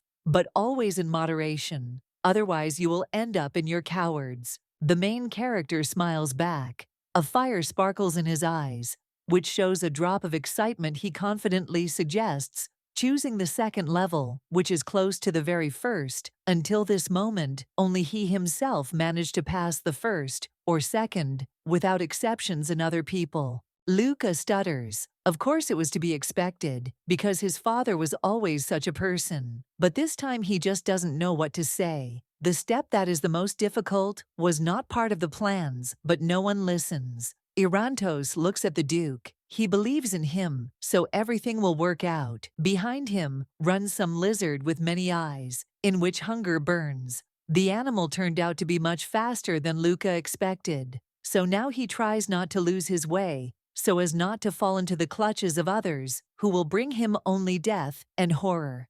This time he tries something like this. For the first time, the 5th level was undoubtedly much better. Jumping to the side, the young man leads his familiar forward. The bright hawk breaks out and strikes at the monster's face, one after another, trying to beat it away from its owner. A second later, stepping back, he allows one to see the unreal. After all, there was not a single scratch left on the lizard. The skin turned out to be impenetrable. It becomes clear that the end is near. The blonde does not understand what to do next, because all this seems too difficult a task. Sarkhan appears in front, who throws the body back in the end. Everything ended because the animal's head was cut off, thereby easily winning. Sir Darian looks back to say something, but then looks at the bushes, in which 1,000,000 different scarlet eyes are visible.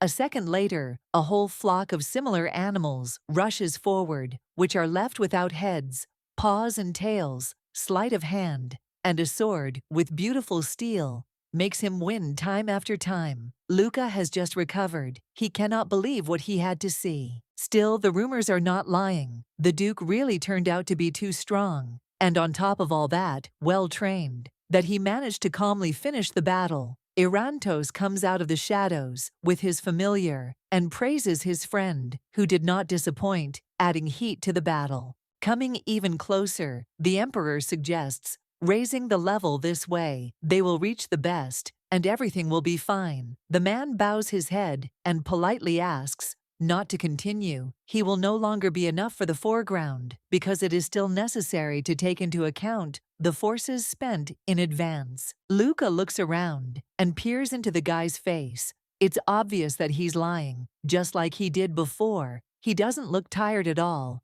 as if he just lay in bed all day. Unlike the prince himself, who seems to be barely breathing. Irantos exhales and agrees that there's no point in continuing, although he sounds a little disappointed. The blonde will wait for their next hunt together. It remains to be hoped that it will happen very soon. Not like the last time when they were unable to meet when the meeting was scheduled. After all that was said, the king calmly turns around, getting ready to leave the clearing and leave the two. As soon as the forest became a little quieter and calmer, the prince rested a little and approached the Duke. Now he understands why everyone calls him a monster of the battlefield. This man simply has an immeasurable amount of power that has accumulated before. This Luca could not believe what he heard, but having seen it live when his life was saved, having killed the lizard, he began to admire. The brunette also thanks for the compliments. He is pleased to know that next to him is someone who considers him a good fighter. He was also amazed by the connection of the royal person with his familiar, who appeared at the first call and followed the orders while doing it at the speed of light. Next time the young man will definitely not disappoint the hero and will do everything as it should. The hero listened to everything that was said, but then said that it seemed to him that it was time to go to meet his younger sister. The interlocutor immediately became a little scared, showing interest. Perhaps they were talking about Vivian, but no, because everything is tied to the second princess, about whom it is already known. The blue-eyed man frowned a little. He wondered why Sarkhan was asking about Cezanne. He didn't want them to get even a little closer, so he decided that he would understand earlier and prevent everything. The young man brushed it off, saying that nothing happened and was about to leave. In fact, Killian is even a little ashamed because he has to lie to members of the imperial family. He waits until he is far away and takes out the note that Cezanne sent in the morning. On the paper is written a request to come after 2 o'clock in the afternoon to the princess's palace in her chambers. The man prepared himself properly and as soon as he came out of the shower, which took him 2 whole hours, the adjutant entered the room, holding a bundle with a pet in his hands, which he had to find as a gift. The brunette himself, at first, did not understand why the gentleman needed a hare, but he briefly explained. Then, in the evening, when the two were sitting in the carriage,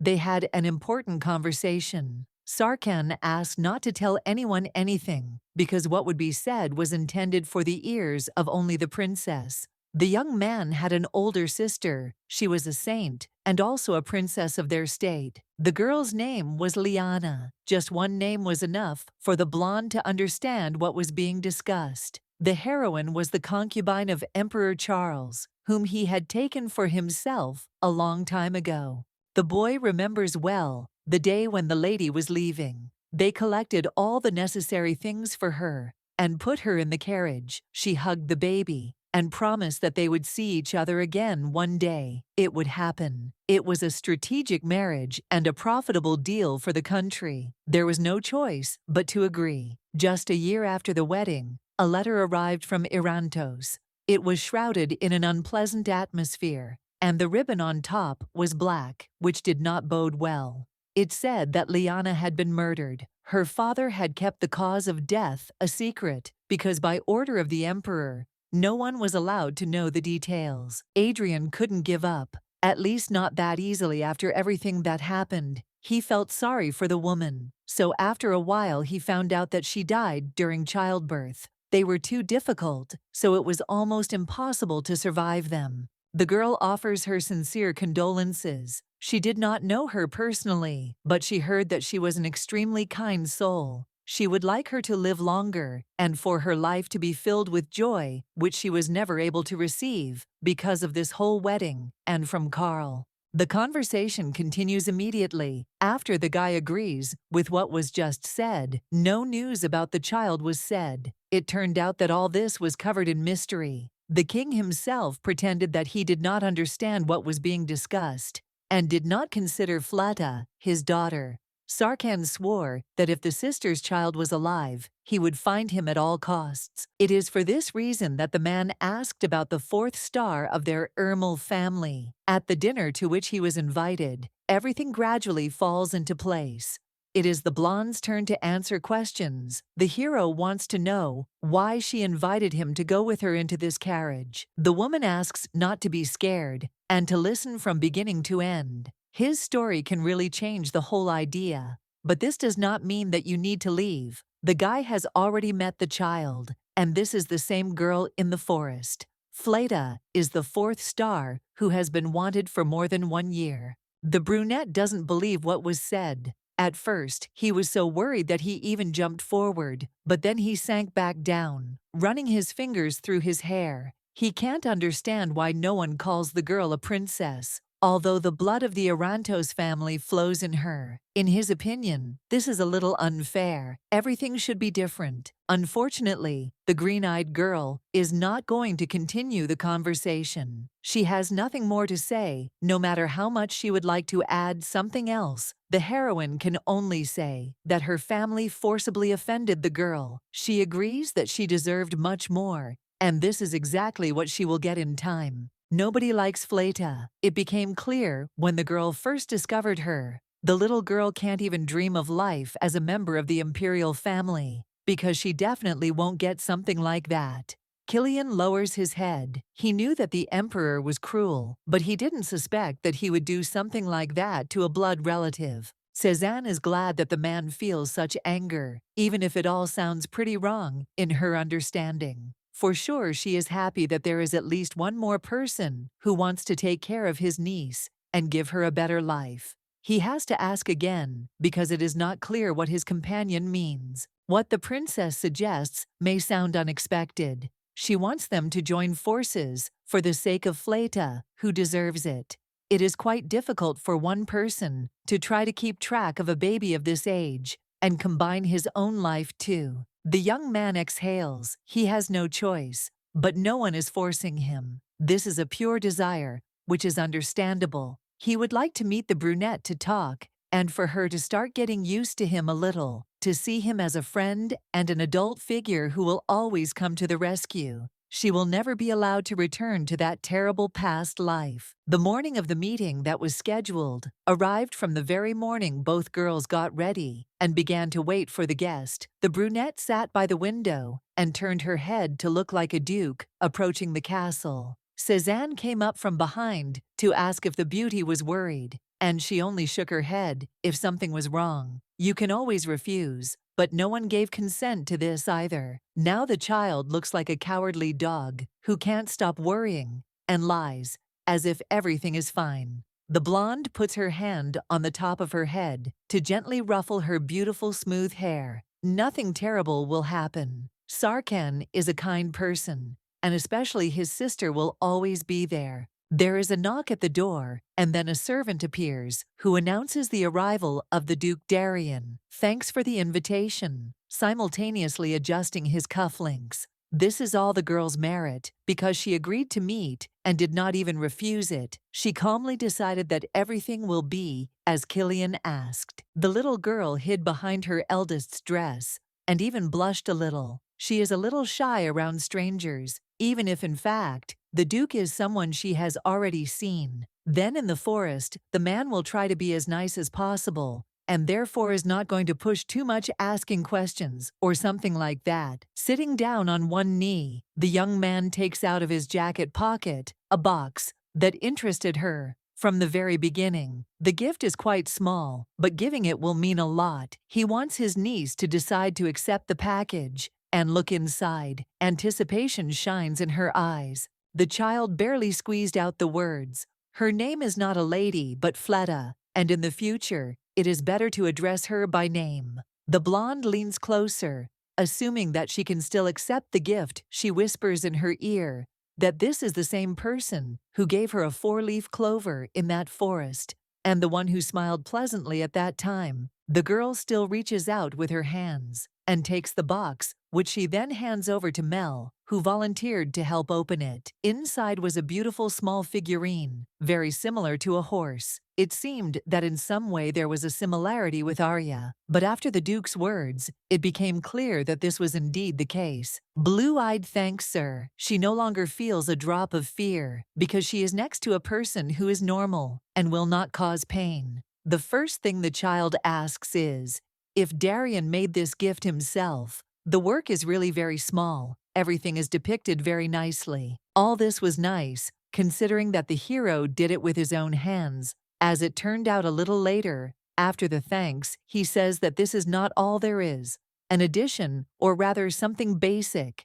The man points to the exit and asks to go with him to the garden, where you can find a box. Somewhere between the trees, there will be a surprise, hidden this time. Unlike the clover, you will be able to find it without the Duke's help, because he tried to leave it not so far away. He winks and points his hand forward, as if calling for action. The thing will be braided with the same bright red ribbon as the box with the figurine. The girl promised that she would definitely find everything and do everything possible to make it as good as possible. She went and looked behind every bush that came her way. Suddenly something caught her attention in front, on the table in the gazebo. There is a basket which seems to be specially covered with a bright towel. The ribbon on the gift seems similar, so Fleta moves closer. Something moves inside. This makes her feel a little uneasy, but then a snow-white rabbit jumps forward, attracting attention. It climbs into the woman's arms. She has to gasp in surprise. It breaks out on its own. Footsteps are heard behind, then claps, and the Duke's voice. Of course, there was no mistaking the lady's abilities. She managed to get her gift on the first try. The little girl smiles and accepts the praise. She has not yet formulated the words that would help to imagine her joy. The brunette heard that the princess really likes rabbits, so he tried to find the cutest one. Of course, he will not mention the fact that it was Cézanne who told him everything, who gave a whole lecture on what the little sister likes and what would be better to avoid. Fleta lowers her voice and asks why they treat her so kindly. As it turned out, the Duke has a niece who looks like a baby, so he behaves more friendly after the question. Sarkhan hesitated a little, but the blonde climbed forward to explain, and not scare the brunette. Her mood seemed to be improving. All that remains is to wait until there are no more doubts. A woman always helps out, even in this difficult moment. Nodding, the young man agrees. The princess is right in what she said. The guy's friend has the same dark hair. She is the same age and height as Fleta. Thoughts are confused. Liana probably looked the same when she was younger. The Duke does not believe that he could not recognize her from the first meeting. Bowing politely, the hero expresses his joy that the gifts were liked, even if he knew in advance that nothing bad would happen. A joyful light burns in his eyes.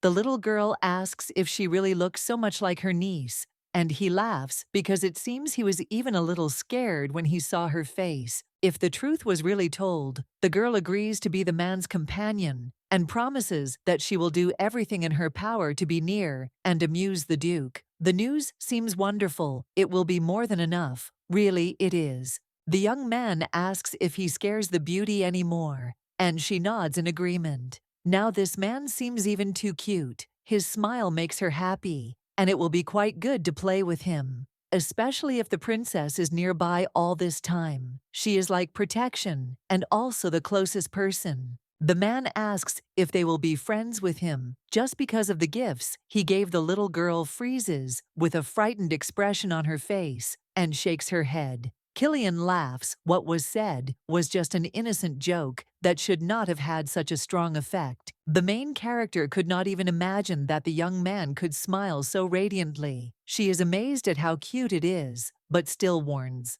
Fleta is too vulnerable and is not yet used to this kind of jokes. It is better to slow down a little and then say something to her. Then she will even be able to laugh calmly. The brunette nods and then is about to continue the conversation. He realized too late that the girls are wearing the same dresses, and in fact, it seems beautiful. Smiling, Sarkin compliments the clothes. In response, the blonde slightly lifts her sister and says that of course, Fleta will be a cutie in any outfit. The Archduke thinks that they are both beautiful. There is no argument there, and immediately catches the elder one's concentrated gaze on himself. She looks at the man skeptically, only to notice later that he is wearing two dark colors. Today his shirt jacket and trousers are all black, without even any light-colored inserts. The brunette stands and says nothing, listening to the squabble developing between the two. The heroine asked to wear something white or multicolored, but of course no one listened to her. There were some difficulties with this, so there was no choice but to choose from what was available or to refuse the appointed meeting altogether. The little girl asked when they had managed to become so close, and the princess immediately began to object, saying that this had never happened. The Duke lowered his sad eyes, believing that they had become a little closer. He had exactly the same opinion. Evening came. The heroine was too tired, so she sat down on the bed. She could not think that a friend and sister would become so close so quickly. It is immediately clear that they are like a family that has been separated. There is no problem with this, and this is for the best. A persistent knock on the door interrupts your thoughts. You have to get up and open it. The emperor's assistant and several other servants appeared there. They do not care that it is already quite late. A letter was sent to the beauty from His Majesty. He asked to deliver the package personally, and did not forget to mention that they should not return without a response from his daughter, because this is the most important thing. The stern face, more like stone, is transformed with a smile. And now the old man is already explaining that a list of gifts has been prepared for the girl's upcoming birthday. The emperor asks his daughter to choose any of the options presented. One of the points is rooms decorated with gold, as well as magical instruments worthy of attention. You can choose rubies, diamonds, or emeralds, which will be a good addition to the collection. The green-eyed woman sighs angrily. All of this is absolutely not what she would like to receive, so her anger comes out in her head, literally in a second. A brilliant plan has formed that can be used for her own purposes. The lady coughs and then shakes her head. Still, she is not going to refuse. This is not the case when such a thing can be done. The servant smiles and is about to listen, because in his memory, this is the first time the beauty has agreed to anything. Cézanne wants her father to be told, as if she needs everything written on this list, down to the last item. and only then will she finally be happy. The girl is burning with rage, but it is more passive, which makes her feel even more uneasy. Fear howls in every cell of her body. In addition to the whole list, the lady also wants to get Angela Island with Rifle Beach. This point is the most important, and if her father misses it, she will be very sad. It would be nice to go there in the summer to relax from all the worries. His Majesty was given everything in detail. He carefully examines the list, with the marked points, thoughtfully rubbing his chin. The servant bows, saying that this is how it was.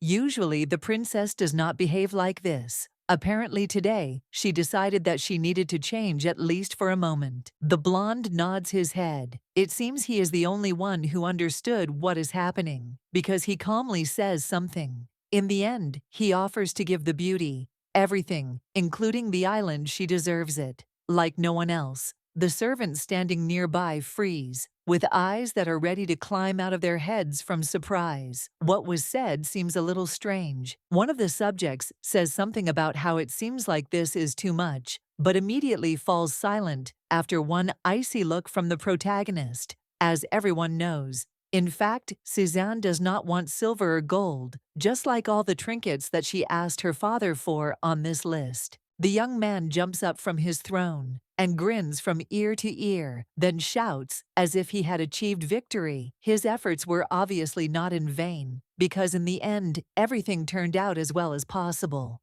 The girl did this because he wanted to receive care from her father. The rest of the room think that the king has finally gone crazy, but he is not going to listen. The girl walks down the corridor, and the maids follow her, who freeze as soon as the heroine says that she began to notice something. For some reason it seems to her that Fleta has been avoiding her since her time, and this will not lead to anything good, because in this case it is only a minus. They were close, but now everything went completely differently than planned. The baby gradually moved away, making simple movements that made one think about what was happening. Perhaps she was going through puberty since she stopped leaving the room and even talking. Perhaps something is bothering the girl, because there is no other way to explain it. Walking towards Fleta's chambers, the princess carefully knocks and sees a cute face appear from there. The brunette first asks who it is that has come. The girl is immediately asked what happened, that she has been behaving like this lately. It was all strange from the very beginning. Even this time she continues to say that nothing like that is happening. She likes to play with Flora in the garden, and in fact, that is why time is dedicated only to the animal. All this is great, but inside there is an incomprehensible feeling. The lady announces that today she would like to go to the palace to see her brother Luca. Aishia, who is Mel's younger sister, enters the room. And while her friend is away, it is best for her to go straight to her for any requests. As soon as the girl leaves, after being wished a pleasant journey, the little girl smiles, saying that she didn't think she would meet someone she knew here. The princess just happened to have someone to help look after the brunette, so she couldn't refuse. The woman really wanted to help. Leaning towards his ear, the lady asks if the child will go to the Duke again. He must be careful not to get caught by Suzanne, but the plan has already been thought out. Aishia recalls how sweet the girl usually was. She recently tore off a precious button from her shirt when the maids urgently needed it. The place where the heroine went to sew a doll for the upcoming holiday was not a bedroom, but a castle in the Duchy of Sarkin, where Darian lives. The little girl is trying to justify herself. The man knows how to carve a horse out of wood. Two different things are completely incompatible. This is something else. At first, the maid was a little scared, but when she saw and got to know Fleta better, she realized that she was just an ordinary child who wanted to please her patroness. Gradually, everyone began to change their opinions. The woman wants to help, not the one they talk about in rumors, but the ray of sunshine that smiles at everyone as soon as it sees him. The conversation dragged on a bit, and the two even stopped to finish. They had some work to finish today, so they had to try to do it as quickly as possible. A mocking voice and laughter are heard behind them. The maids say that they know that they heard a squeak, similar to Fleta's even earlier, so their doubts have disappeared. The eyes are fixed somewhere on the floor. Fear is spreading inside the pupils, like a sea. These are the same ladies in waiting who were with Mrs. Mila and mocked her in the locked room. Aishia is not at a loss. She is trying to protect her mistress. Those who are initially in the princess's palace have no right to be nearby. It would be better for them to simply go their own way. The woman was worried and concerned that the brunette would get even worse, but it seems that she is living happily, forcing the maid to move away. She talks about unfinished business. The feeling of undisguised hatred and fragments of violence pop up in her head over and over again. The little girl covers her ears with her hands so as not to hear those screams from the past. Luca listens to his sister's request. She asked him on her behalf to invite Fleta to the imperial palace for the upcoming event, which will take place soon. Since the child does not have a court status, like the rest of them, attending the celebration is only possible if an invitation comes from official representatives. Cézanne knows that if she does everything herself, her father will be against it. Her brother is silent and does not intend to answer, but points his finger forward, as if he noticed someone familiar. It seems that Fleta is there. The woman screams, saying that the baby is under the care of the second princess. If the ladies in waiting allow themselves to continue insulting, they will be reported. There is no need to shout at the whole palace.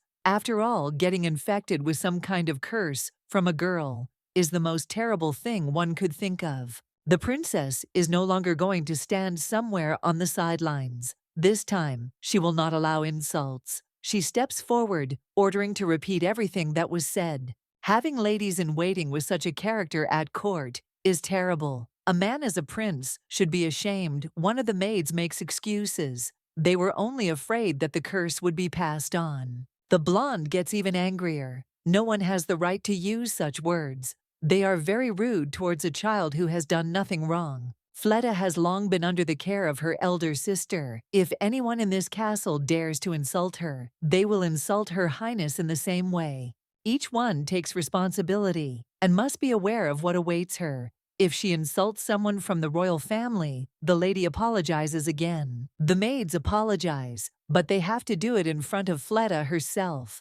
Everyone bows their heads, but the little girl doesn't know what to answer. The prince assures that it's not necessary to answer. Vivian's maids, as usual, distinguish themselves. Of course, I reported this incident to the maid of honor. She must fix the problems. Their salaries will be cut, and they will be put on probation. If something like this happens again, it will only be worse for them. In the future, it will be perceived as a personal insult, and then they will not get off so easily. As soon as the girls have run away, Cézanne kneels down and begs forgiveness from the brunette, who must have been very scared, especially at that moment. Now everything will be fine. There will be a woman nearby who will help with whatever is needed. Aishia is also trying to calm the child after the stress he has experienced. The girl said that she would be in the room all day, but in truth, she was going to Sir Darien. They had not seen each other for a long time, although this is generally a lie. The brunette was waiting to spend some time together. The man always says that he and his niece are similar, so it was necessary to be close. It was better not to talk about the doll and keep it a secret. The blonde believed that this was right. Fleta could become a good friend to the hero. The heroine's brother, standing behind, realized that he seemed to have been forgotten. So he came forward, saying that he was also lonely and would like the little girl to visit him. Luca doesn't think he said anything too much. Everyone just forgot about him. That's why sadness engulfed his body as soon as he felt something was wrong. Even though Cézanne tries to pretend that she is behaving this way, you can still hear concern for her brother in her voice, because he is one of the most important people in her life. The girl is about to leave and even calls Aishia to her, but then her friend stops her. She asks her to tell her in the future about everything that happens, especially the bad ones, so that she can protect herself. No matter what anyone says, Fleta will remain the little sister. In this case, everything is exactly as it should be. She can call the woman whatever she wants. The little girl almost forgot that her sister could speak so tenderly, not only to the prince, but also to her. So she screamed in agreement and climbed up to hug him. No matter what anyone says, Fleta will always be there. No matter what, they were standing next to each other when the Duke appeared at that moment, apparently coming out to meet them. The little girl decides that it's time to go to the castle. But before that, she asks to wait a little and runs to hug Luca, who helped her incredibly. Aishia laid out a lot of different materials on the main table. There is very little time left until the princess's birthday, so it is worth hurrying. The woman quickly explains what and where to sew so that the perfect toys will be ready very soon. They must finish today. Already finishing the work, the Duke decides to ask if something happened to the girl while she was heading to his lands. It seemed that there was a squabble in the garden. The meetings remain a secret for the princess while she tries to understand what is happening. The brunette points to his eyes. They seem to be a little swollen. The heroine probably cried a lot. The man noticed even such a small thing. She was afraid that if she crossed paths with the maids, they would definitely attack her, and she cried from fear, although she did not want this. Now everything is fine, but at the same time, it is worth thinking, because something bad can happen. Without warning, the princess asked to trust her, but still, it would be better if they took the baby to the kingdom of Sraken. The hero asks what his friend is going to do once she finishes with the toy. Since she doesn't know, Darian suggests going on a trip. Irantos's palace is of course beautiful and big, but other countries are also good. It sounds very interesting. It would be nice to go somewhere with the whole group. The most important thing is with Cézanne, who should also be nearby. The man interrupts the flow of thoughts and words. They will go only together, and everyone else will stay at home. There, they will be able to try a lot of delicious things. The girl hears how she won't cry there like today, and everything will change. She looks at the cookies and still refuses. It will be easier that way. When something terrible happened, the princess came to the aid of the beauty, doing her a favor in the literal sense. When it became really scary, the prince and Aishia also came.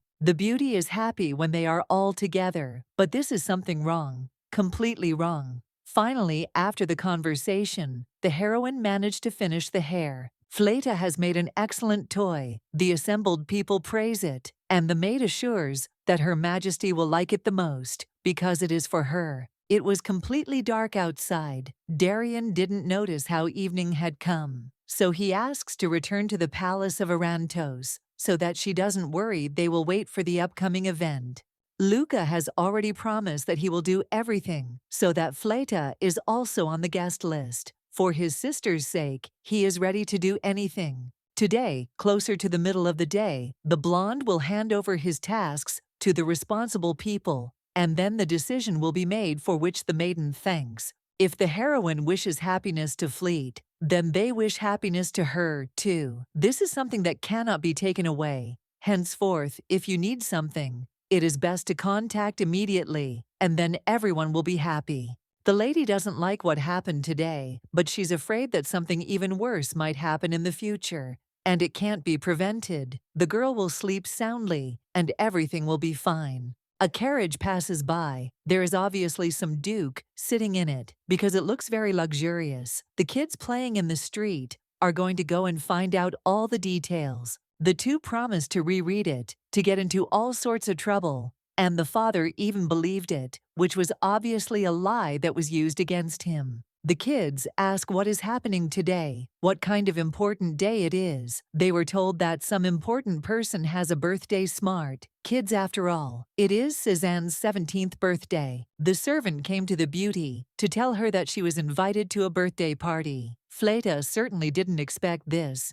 An invitation from Luca is placed in the girl's hands. She is still not fully awake, so it seems that this is all a stupid dream that will soon end. Aishia is happy for her charge, although she continues to sit with wide eyes. The messenger has long since left to go on other business. The first thing the heroine does is go to her sister. She should have already started preparing. But it didn't work out. Nothing will work out if she doesn't give her a toy first. The brunette thought that she would not see Cézanne on such an important day of her life. But everything was completely different. That's why she was dating her brother. The girl is about to open the door, but freezes. Her mother is in the room. She congratulates her daughter, who this time even managed to get ahead of her husband. In her hands is a box containing pearl earrings, which were more expensive than all other jewelry. This was the first thing that the Empress's mother gave her when she was 17 years old.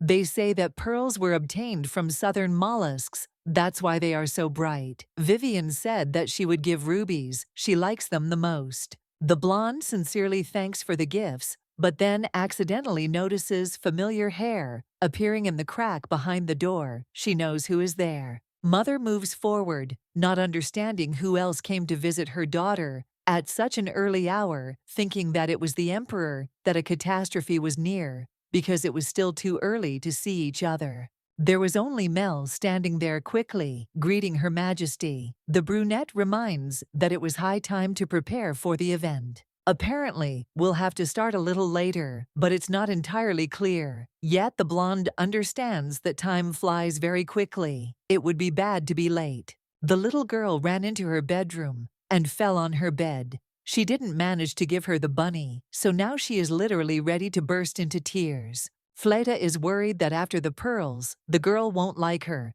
Toy Aishia, as usual, assures that everything will be fine. There is no need to worry. In order not to fill your head with something unnecessary, it would be best to start preparing for the moment. This will distract you a little from reality. The maid prepared many dresses for trying on, but even after a few, the princess was already exhausted. She didn't want anything anymore. Finally, when the outfit was chosen, it was time to do something with the hair. The baby hears familiar footsteps and the smell of perfume. Cézanne enters the room smiling. She is, as always, well-dressed. A beautiful crown complements the solemn image, emphasizing elegance. Vivian was informed that Luke had sent another invitation without approval, which even the king himself, who was too busy, had not seen. That girl will be in the hall again. The maid is ordered to find her and bring her to her immediately so that it becomes clear what's going on. The brunette begins to get scared. The baby is taken care of, not only by the second princess, but also by the prince. So problems may arise that no one expected. Vivian does not believe that they are more afraid of them than her. Jane won't do all the work. They will definitely find a second one, someone who will not be connected to her and will do as ordered without delay. The princess is complimented and smiles also, noticing that Fleta looks charming, even with such a funny hairstyle that she has never tried before. Luca enters the room, but the Duke is with him. Perhaps they are at the wrong time, but the man cannot say anything, even blushing a little. The blonde doesn't remember inviting the man, but her friend thought that since they were friends with the child, such a gesture would definitely not be superfluous. Darian seemed to be somewhere else, because at the same time, he couldn't hear, and blushed even more. He arrived after he received that very invitation. The girl was worried that she would have to be with Fleta and try to host the party, but now the brunette will be watching her, so everything is fine. The little girl is very excited, but already in the hall, she turns from side to side. With eyes the size of balls, she has never seen anything like it. The man warned that nothing terrible would happen, saying that his friend could safely go to the stands ahead of her father. The princess is at an official banquet for the first time and walks forward next to her brother. People around her whisper about her personality and beauty that makes people fall in love. Vivian appeared ahead, interrupting their conversation. Luca walked for a very long time, and she even managed to get a little bored, feeling that she had literally been abandoned alone. Behind you, you can see a blonde guy who says that his sister is as beautiful as always, and the way they constantly leave her is an even bigger mistake. Instead of talking to Arantos, Senior Kizana looks at the maid standing behind her. She remembers her face and how they were forced to be on probation. Vivian is sorry that everything ended this way, But if there were reasons nothing can be done, you can't change the rules that were specifically set. They all hope that it will be good. She understands that most likely there is more involved, but at the same time, she is not going to think about anything else. Vivian smiles and says that she has prepared some special gift that will definitely be liked. She spent a long time choosing it and hopes that everything will be liked. Of course, the beauty doesn't say anything. She simply suggests going to their places where mother and father are already waiting. In her past life, the blonde never received a good gift from her sister. She was constantly looking for reasons to ruin everything. This time she has a bad feeling. Virgo always presented dresses that were the wrong size jewelry, that had gone out of fashion and had become completely tasteless, and all that stuff. She didn't care about it. Fleta also looks around. The Duke hopes that the little girl likes the event, and she nods, because everything around sparkles, attracting attention. The official part begins. The sister notices Cézanne sitting on the throne. Very soon, the hero of the occasion will be introduced, and the gifts will begin. The adjutant appeared behind him, asking for forgiveness for being a little late. As usual, he doesn't understand how it happened, but that's always the case. The Duke asks for forgiveness, but he will have to leave. He is the representative of Srakan, so he must present the princess with a beautiful gift. A young man standing nearby will keep an eye on Fleta. The bunny will not be handed over, yet this will only happen the next day. Creon smiles. Even though he doesn't seem like a reliable person, that doesn't mean he really isn't. The baby wanted to be close to the man, but there might be problems if she clings to him, so she agrees nothing will happen. The celebration continues, and then ambassadors from the kingdom of Fioran are called to congratulate the princess, who also brought gifts. On behalf of the kingdom, the ambassador wants to present these jewels, folded in a box, where there is also a sword. The girl thanks for such a warm congratulation. She hopes for further prosperity of relations between the kingdom and Irantos. In fact, the heroine is incredibly bored. She does not understand how much longer the official part will last, but she is already gradually feeling bad. All gifts ultimately carry nothing in themselves except the elevation of the emperor's status as the father and ruler of a great empire. Thoughts are only about Fleta, whom I want to see as soon as possible. But again, there is no time for this. Next in line is Srakan, which makes me perk up. The Archduke decided to congratulate her personally, but he should not have done this, but should have been next to his sister to protect her from all the extra eyes at the banquet. The gifts are the same, no matter what the person gives. Their attention is still attracted. The girl sees a beautiful book on the tray, and of course it is The Snow Devil. When they first met, the lady was looking for a publication. She will probably be presented with many more expensive gifts, but variety is still the best. It's not that the lady was touched by the gift, but you have to thank her so as not to seem too angry. She clearly wanted to add something else. It seems that the blonde is worried that her friend was left all alone, which is not at all what she deserved. As a person representing Srakan's interests, Darian could not stand aside and hopes that he will be understood. For the first time, the man's inability to understand the feelings and emotions of others makes him think that the duchy and the empire will remain loyal allies as before. There are a lot of thoughts of people around who are not the best. They all gossip about the guy, thinking that he takes on too much, even though he is a high-ranking person. This is not the first time this happens. It is better to ignore. He decides to say goodbye, but then he hears someone looking for black hair.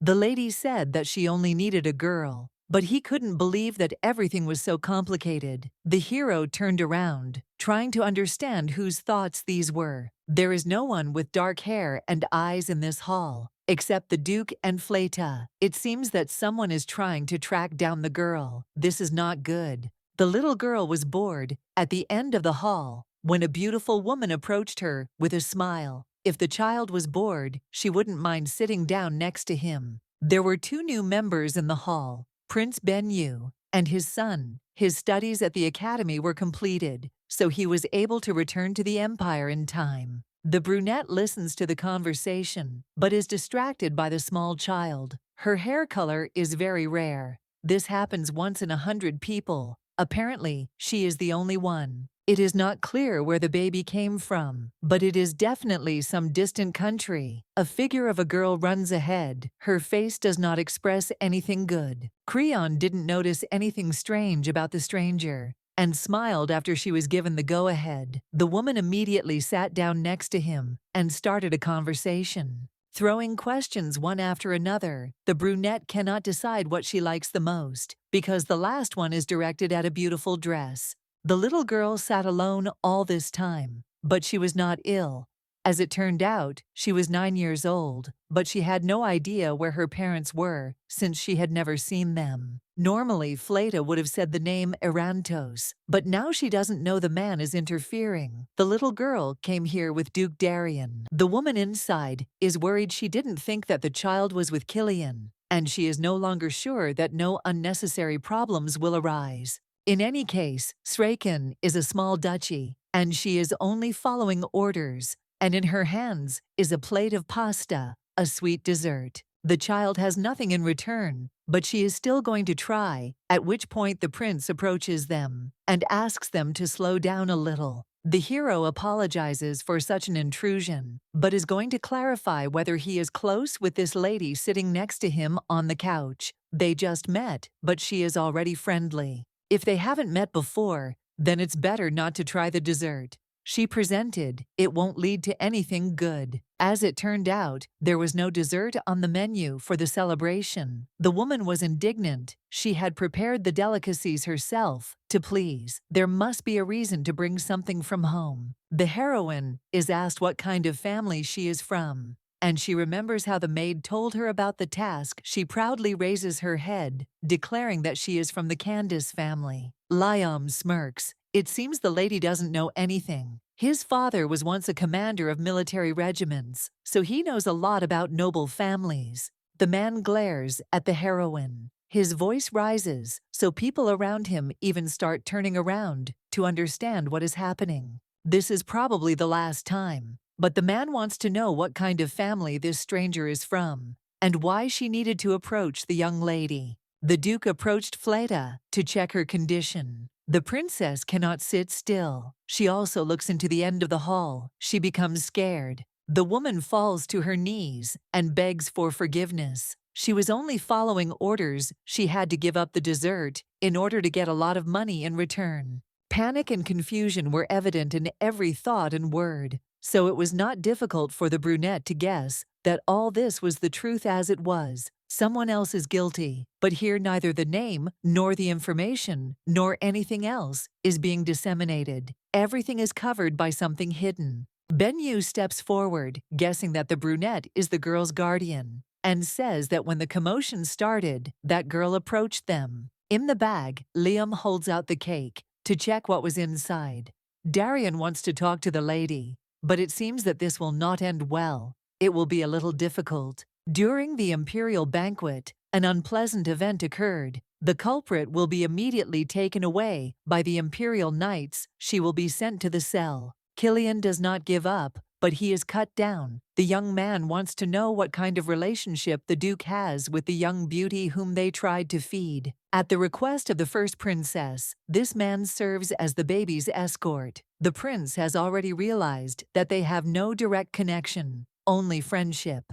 Now in this palace, everyone is congratulating the second princess on her name. Day, you need to be careful. If the excitement suddenly increases, then both the girl and the emperor will be extremely agitated. This must not be allowed under any circumstances in order to save their lives. Liam's comments were quite harsh. It was clear that these were just attempts to protect a young lady who deserved better. But Sraken really shouldn't interfere. The lady is related to Darien, and as is already clear, it is not very pleasant to see a child who is almost a member of the family get into such a difficult situation. The young man hopes that Erantos, who has great power and is known for his legality, will take the necessary measures against the culprit. It was all over, but the thoughts in Fleta's head remained. She couldn't believe that the smiles and feelings were a lie just to get closer to her. The little girl thought that they would be able to become friends because of the care of her sister, and the Duke, the brunette, sometimes behaves like a fool. She thinks that no one will ever be friends with her. At this rate, there is some truth in this. Darian comes closer and hugs his niece, asking for forgiveness. The child is simply friendly, so she trusts everyone. But of course, this is not her fault. As an apology for the next tea party, the brunette will prepare the most delicious desserts. The conversation is interrupted by a blonde, who hurries closer. She examines the baby and asks if everything is okay, hoping that she was not hurt. Darian watches carefully, but then quietly turns to the princess. He would like to convey that a sleeping pill was found in that sweet. There was nothing else in the pasta except medicine. It's good that Fleta abstained, otherwise something irreparable could have happened. It's scary to even think about it. In such a crowded place, you can also suspect someone. No doubt the lady has already figured out what's what and won't think about it.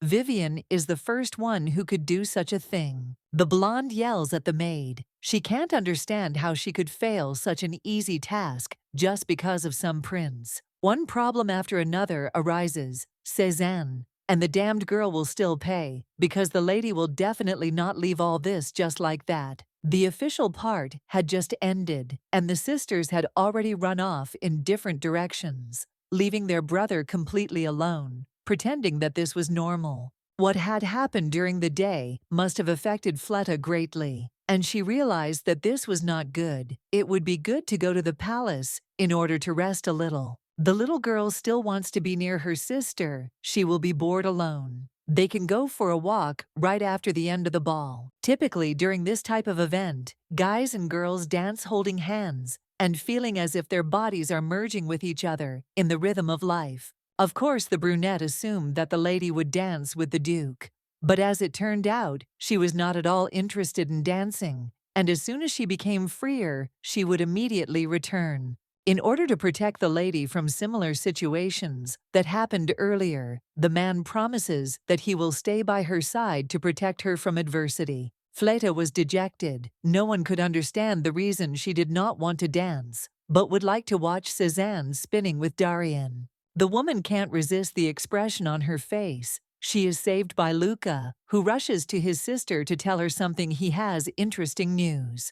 His Highness is greeted, but he waves them away. He has brought with him the prince, who smiles and greets the princess, and those gathered. They hadn't seen Sir Liam for a very long time. The girl had changed beyond recognition, just like Benyu Jr. The last meeting was, indeed, a long time ago. 8 years have passed. Perhaps it is time to return to the capital. The brunette is already planning to officially join the Night Corps, so they will meet again. It was time to introduce Fleta, but she, jumping up and down, said that they had already met twice, and it turned out that he had come and pushed that girl away. After listening to the story, the blonde drooped a little, but thanked the man for his help. He couldn't help but intervene, so she just smiled pleasantly. If the princess doesn't mind, instead of gratitude, it would be better to go to a dance together, just one, but it will mean a lot to both of them. The green-eyed girl doesn't understand what's going on. Luca, who is nearby, is a little angry because he wanted to be the first and brought his friend just to greet him. Fleta is so eager that it is impossible to restrain herself. Bowing her head, the princess agrees to proceed with her plan and not hesitate for a second.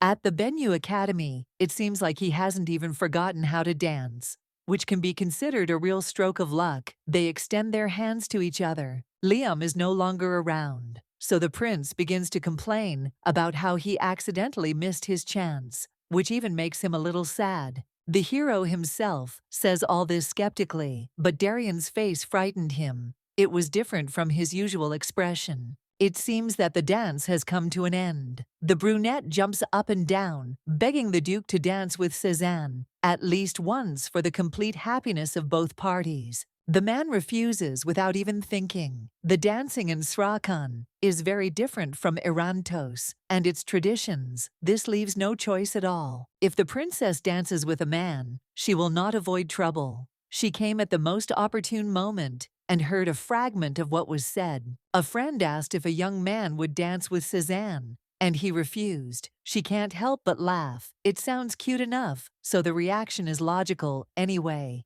It would be good if they were still together. The blonde is not able to refuse, because she is in a good mood, which spreads to everyone. The lady extended her hand to be honored and danced, but for some reason, even after a minute, the man just stared ahead, silently. The song will soon end. You will have to hurry a little, putting your hand on your shoulder and on your waist. The girl smiles because she showed you how it should be done correctly. If they continue to stand still, no one will realize that the couple is dancing. But as they speed up, they make everyone look around, and Fleta light up with joy. Liam, who had been standing nearby all this time, decides to ask a fatal question. He wants to know what kind of relationship the princess and the duke have. Darian stayed in the palace only for the sake of negotiations between the empire and his country, and at the banquet, only for formalities. The two barely know each other and have nothing in common. What was said earlier seems less and less true.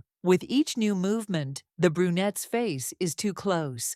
The girl becomes somehow uneasy. She turns away, but immediately hears a question, asking whether her companion made any mistake. Everything is fine. It would be better to continue. It is immediately obvious from the man that he has never danced before. His movements are very rigid. His steps are like sharp knives that plunge into the enemy. Such people are usually much better at holding a sword in their hands, which seems to cut through the air with such sharp movements. You can see that the man is learning quite quickly, although sometimes he continues to step on your toes, making you feel bad all the time. It's a pity that the hero was unable to live up to the beauty's expectations, but in any case, that's how it turned out, and he definitely has something else to say. After spending so much time in Orantos, the hero realized how different they were from the dances they danced to the people themselves and what they were like. The hero does not try to say something that will make the heart flutter, but it turns out, on the contrary, Srakan wants to take Fleta with him. The girl is worried she doesn't understand if this is true,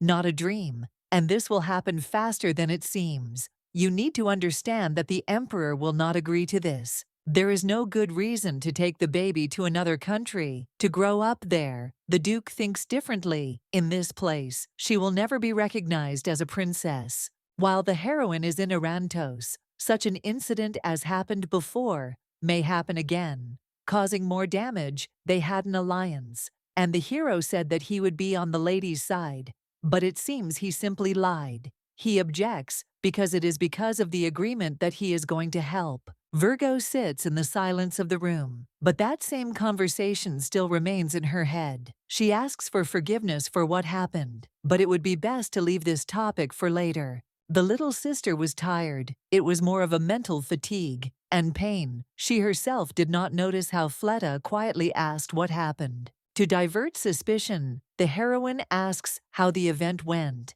The little girl liked everything. The hall was beautiful, and the food was delicious, just like the songs, too beautiful. What she enjoyed most was the time spent with her sister, with whom the little girl is literally in love. They will always be number one for each other. If Darian takes the brunette with him, she will see a much better future, because becoming part of the Orantos family will not be easy. The lady would really like the child to stay with them. Maybe the blonde is too greedy, but does not want to admit it, but she really wants to continue spending time with her, because it is important. It's time to go to bed, but the child is mumbling something. Of course, she wants to sleep next to her, but the main reason for stopping is the gift that she still hasn't given. The thing is not as good as the others, and perhaps not as beautiful and useful, but it is still made from the heart. The woman asks not to worry, she will like it in any case. Getting up from her seat, the girl comes back as soon as she takes out a doll, made in neat flowers from the cabinet. The girl sincerely wanted the rabbit that the heroine once gave her to have a friend. He is very handsome, but he will remain lonely without his friend.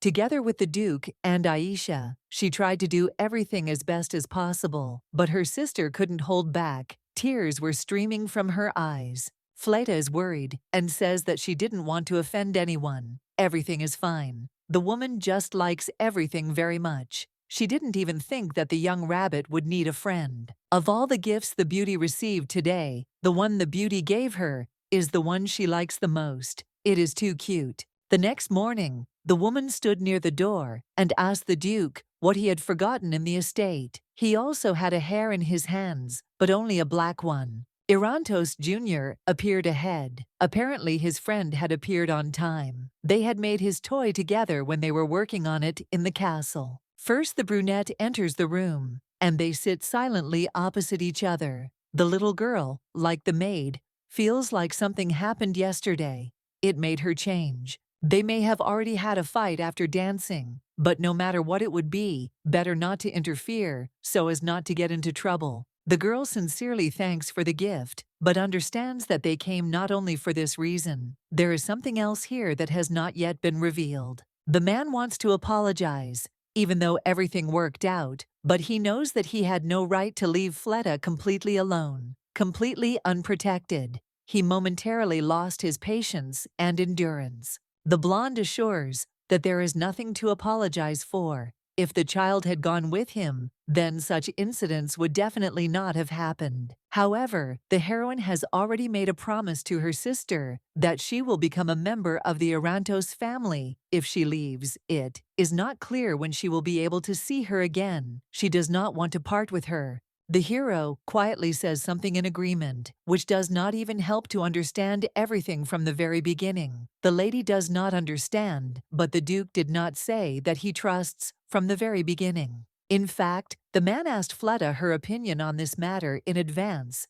in order to be 100% sure. He just wanted to understand more. The princess became sad. She realized that the girl wanted to leave. But no, she gave the same answer as her sister. She did not want to leave the castle. The baby is already old enough to understand what a blow this will be for the woman, and therefore will take care of her well-being until the very end. There is only one condition that must be met. The lady must become so strong that no one can break her and her will to move forward. Of course, it will be difficult to protect your family alone, but then Sraken promises that he will try to help as much as possible. If all this is for the sake of protecting Fleta, the woman is ready to do anything. She must be happy and know what warmth and care are not only from her. The brunette comes out with books that turn out to be too heavy. One of the maids asks if she needs help and almost immediately takes the things for herself.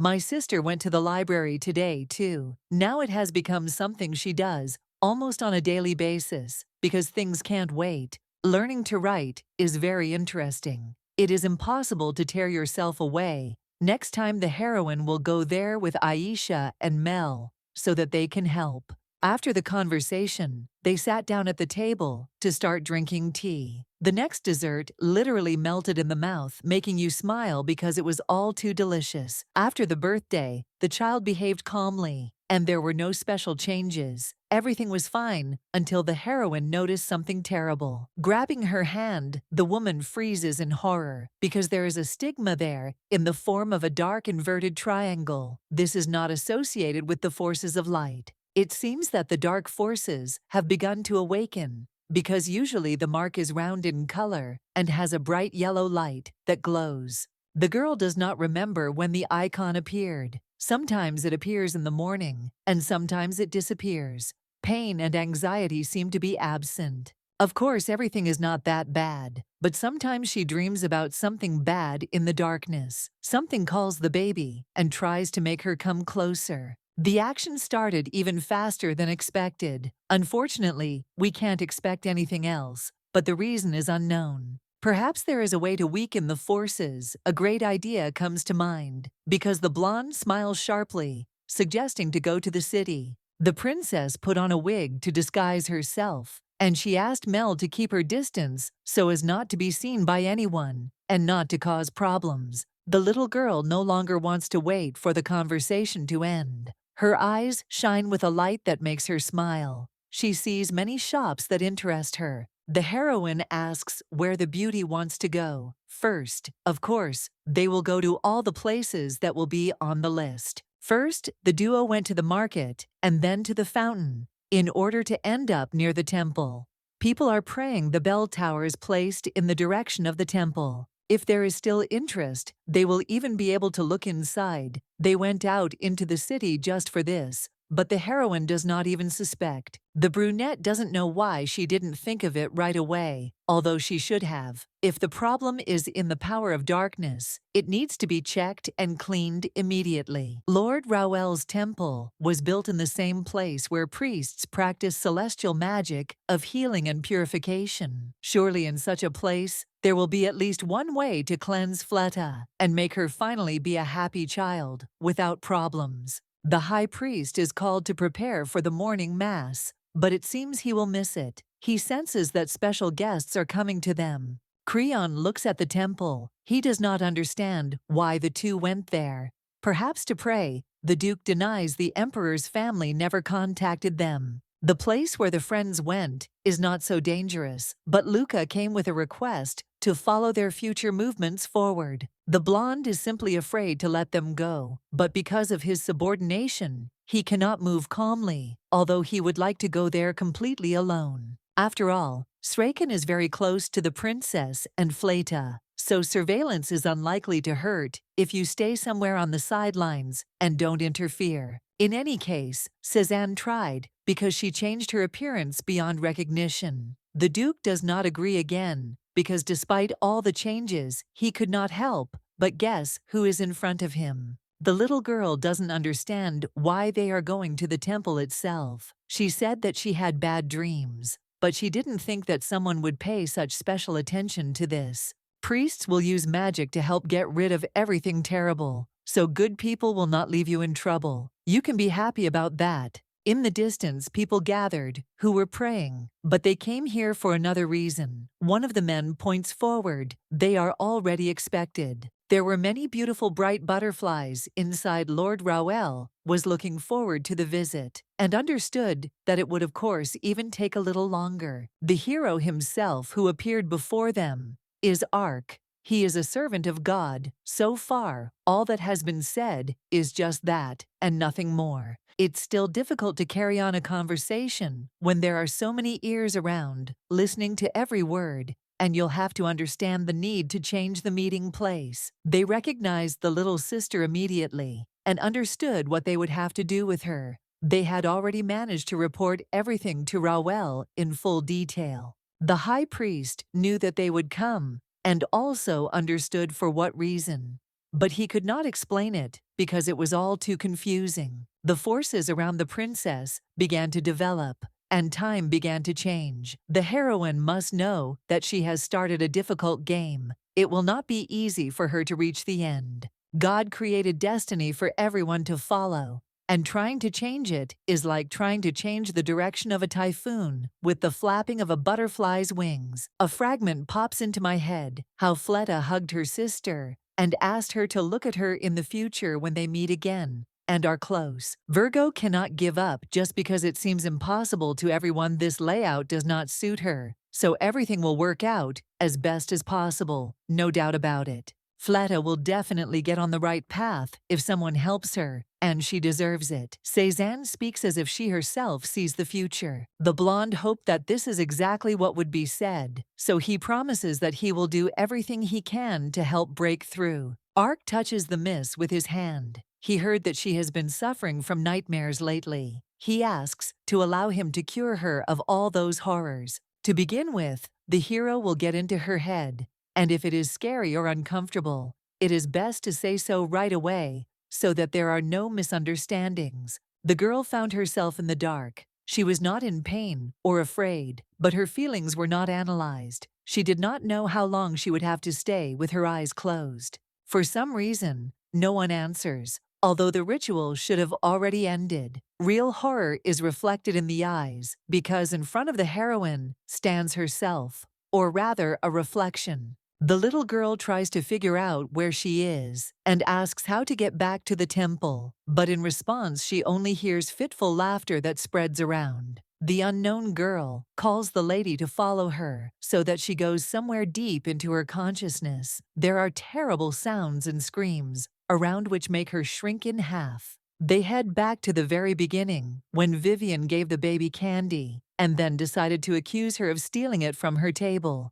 At that time, the beauty was mocked by other maids. They said that they would curse her if she dared to come closer, and they touched her only for study like a wild animal. Each time, each person did not forget to wish that the child had never been born and that she would die sooner. They did not care what was going on inside her soul. There are many identical figures around. It's good that the beauty came right now because there are many different people outside who only hurt the heart. From now on, the beauty does not want to be in constant pain. She wants to be happy and is ready to forget everything when she hears a voice that is still breaking through, which is painfully familiar. Suzanne calls her sister and does not want her to disappear to be left completely alone, although she does not realize it, but the woman was always there to cheer her up. Fleta begs her to let go. She will not stay with her or do something terrible. She wants to go back to be with the people who value her life. The brunette already knows that what happened before was unfair.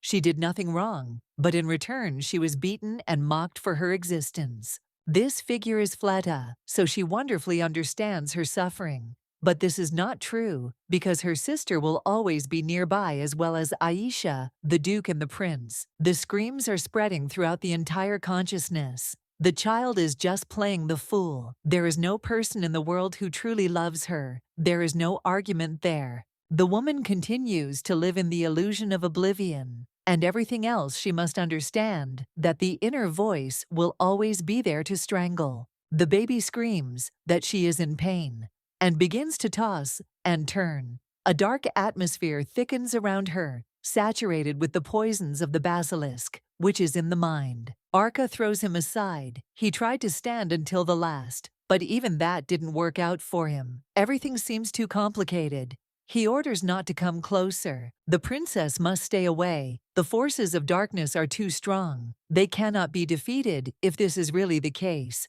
Then it was not even worth starting, so she will go forward. The brunette had already decided that she was ready to do anything for Fleta, and she was suffering, so standing aside and watching would be the worst possible scenario. Making her way inside, the beauty puts her palms on her cheeks and asks for forgiveness. She didn't think that she would be so hurt and scared. The woman sincerely promises that she will not leave the baby alone, will always be there, and will try to improve her life with her presence. For the sake of her sister, she is ready to wallow in darkness. She no longer cares how badly it might end in her head. There is only one thought about salvation. Suzanne has launched many butterflies that help the child understand that she is not alone. A copy of the heroine screams with anger in her head, asking why she is trying to leave again. It was the heroine who first came to the unknown place and found them all. She must understand what exactly she did. The girl was incredibly tired of constantly waiting for something. The baby should not get dirty in such sweet speeches and forget about those who will be with her until the very end.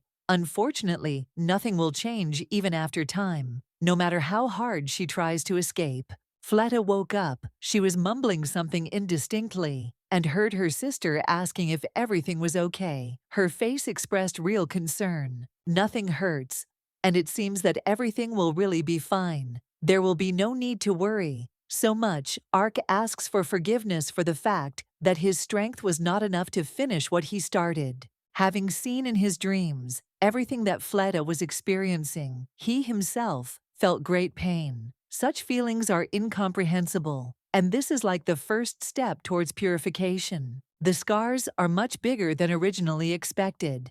It seems there will be some problems with the ceremony, that's clear. In the end, the priest's attempt was unsuccessful. But if Suzanne had been there instead, everything would be a little different now, much better. The princess probably knows herself that in the great power of light, there are sacred charms that are different. They are like something special. Now it became clear that to save from the forces of darkness, it is not Ark who is needed, but the second future empress. She will be able to find a way to help to the fullest extent. Sure, the beauty has great strength, but it may not be enough to do the best without training. We can only hope that it will become a real salvation. Ark promises that he will tell the mystery of the purification ceremony that they conduct within the walls of the temple, so that preparations can begin. Every time before going to bed, the woman will be obliged to perform the ritual together with her sister, and although the effect is not so noticeable after a while, it will manifest itself 100%. Mel's voice is heard outside. The duo is already heading for the exit, but it seems the woman is arguing with someone about whether it is possible to go inside. It seems they've finished everything, so there's no need to guard the entrance anymore. There's a duke standing near the temple who seemed to come out of nowhere. The baby doesn't feel anything at all. Her body is too weak, and she has to hold on to her sister, saying that things have gotten really bad. Mel will go to the carriage with his ward, while the blonde will talk to His Majesty. They have a few unfinished business. The heroine asks how Sarkin knew about their location. Of course, he does not mention the prince's request, so he simply brushes it off easily. It is worth explaining everything. When the young man approached the temple, quite a lot of time had already passed. He realized that the duo were not going to come out for a long time. It was worth starting with the most important thing. The reason they came to the city is because the girl must undergo a purification ceremony. Because of what happened, the baby is feeling so bad.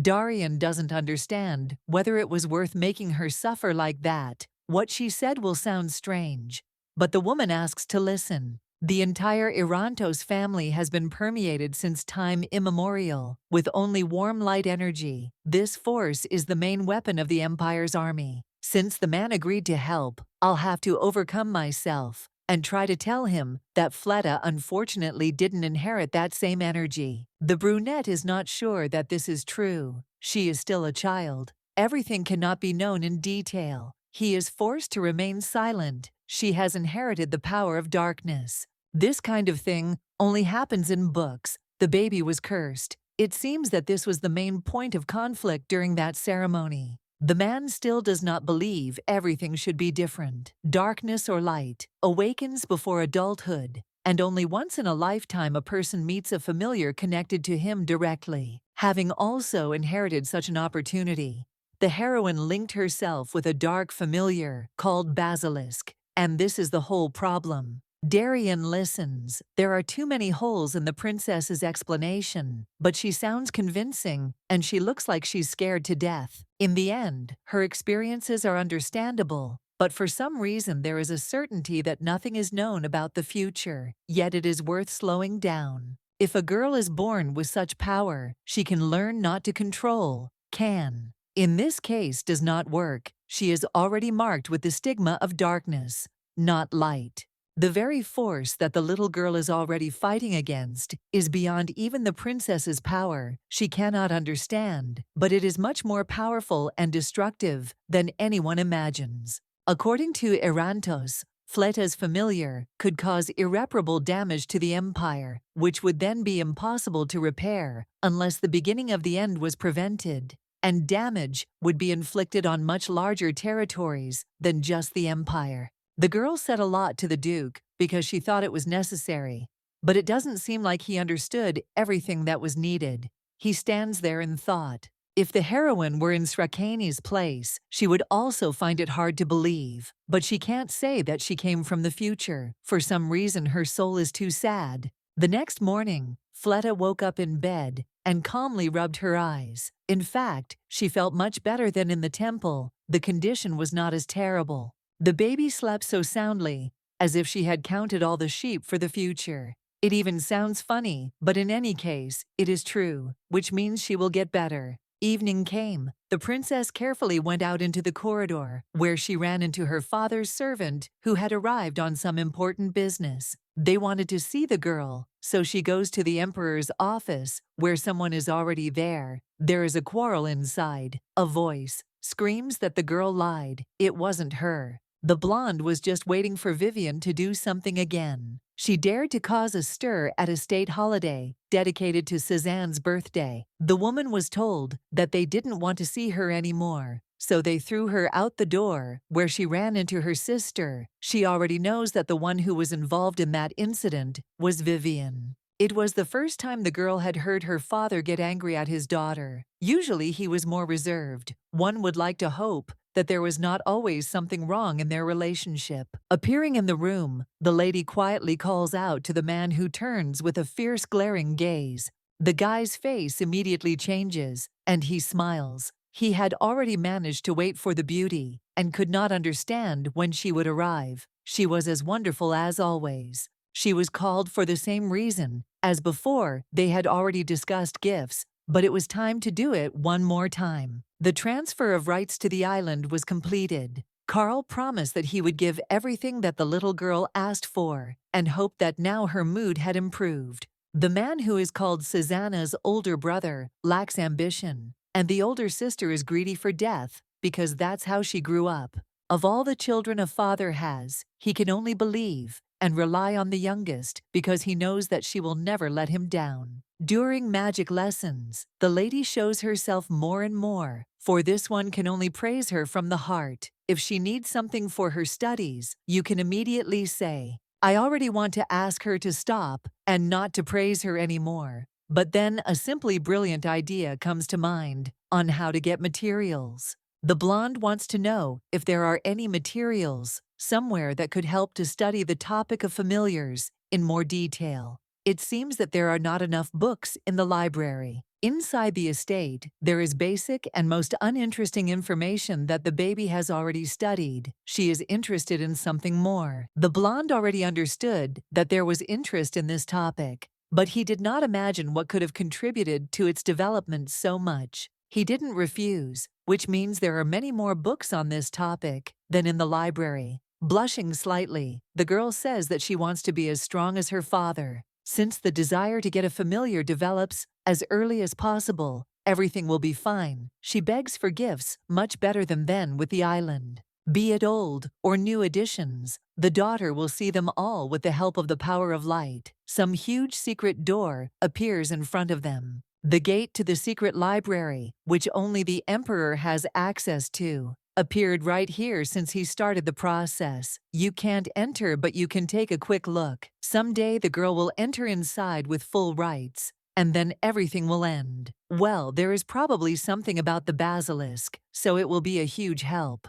The beauty took a lot of books and went to her office. It was already dark outside, and she had no strength left. She fell asleep on the table completely by accident. At night, a strange man with amber eyes brought a book, but the lady did not even notice in the morning. She checked the girl's hand, noticing that the mark had disappeared. There were no nightmares today, but the little girl feels like her sister didn't sleep very well. Unlike her, there are huge dark circles under her eyes. The beauty smiles shyly. She pretends that she doesn't see any problem, and that everything ended well as it should. Mal is angry at the princess for behaving like that and reading books until the middle of the night, which eventually led to her falling asleep right on the table, and she was scared when she showed up back in the morning. Something similar had happened before Her Majesty had fallen ill and promised not to do anything, but she repeated the same thing again. Fleta was just as worried as Mel, but unfortunately, the beauty couldn't come back. She had important business. She was studying books from the library in an attempt to find secrets. The blonde is not worried. She thinks that everything is more or less over, but she still has some things to do,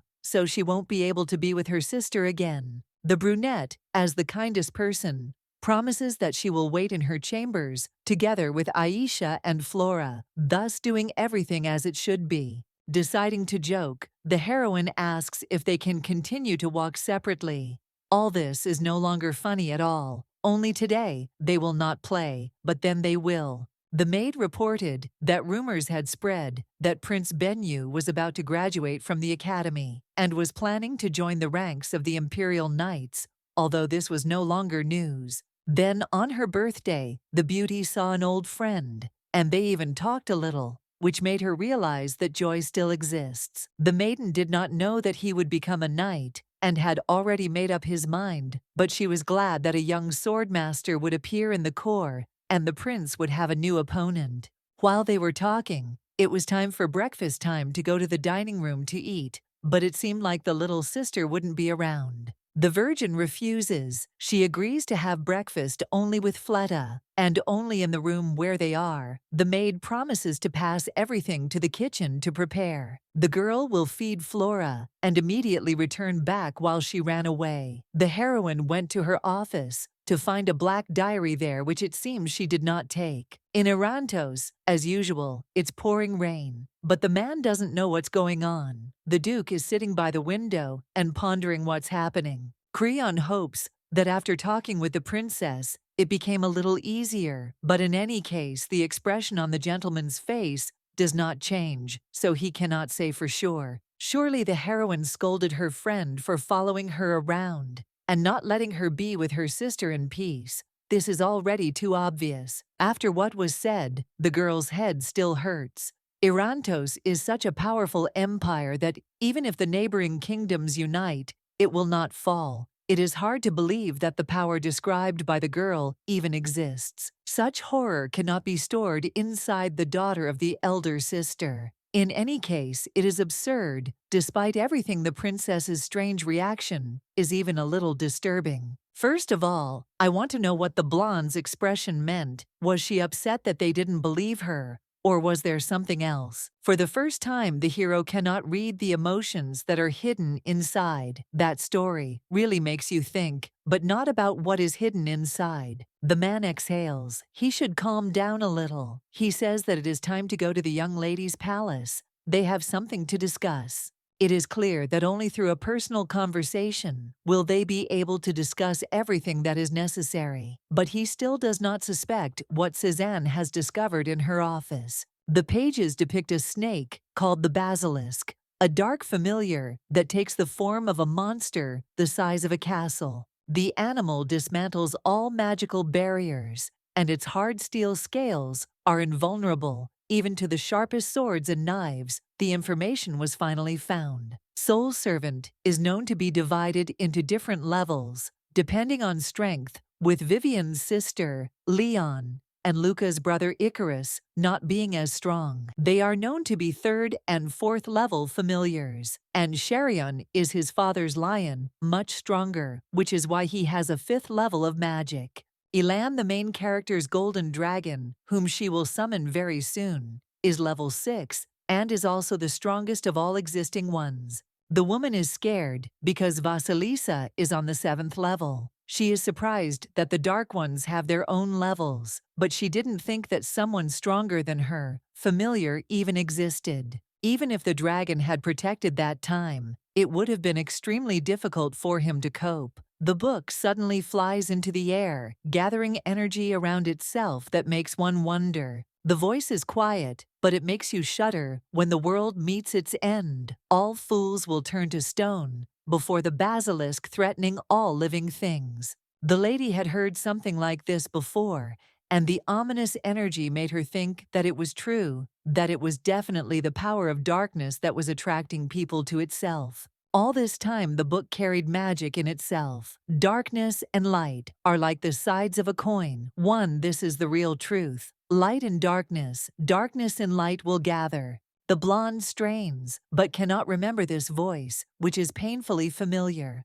There was nothing like it in the publications she took from her father. For some reason, the timbre resembles the hiss of a snake. And this clearly makes one feel uneasy. That's for sure. The lady shudders because she doesn't know how to react. She tries to pierce the inside with her sword of light. It is worth hating and cursing those who call upon the basilisk. He will fall under the righteous judgment, which will end in only one true outcome. Tom suddenly fell silent, no longer giving any signs. Cézanne still did not understand who he was to use such a dangerous creature. The author is the magician Cadell. This is also something very familiar, almost painfully, so the maiden could assume, but did not even think that this is what will awaken Fleta. There is no word inside about how exactly one can stop the absorption of darkness. It is like a real riddle that no one is destined to solve. The heroine hopes that the person who became the author will be able to help her,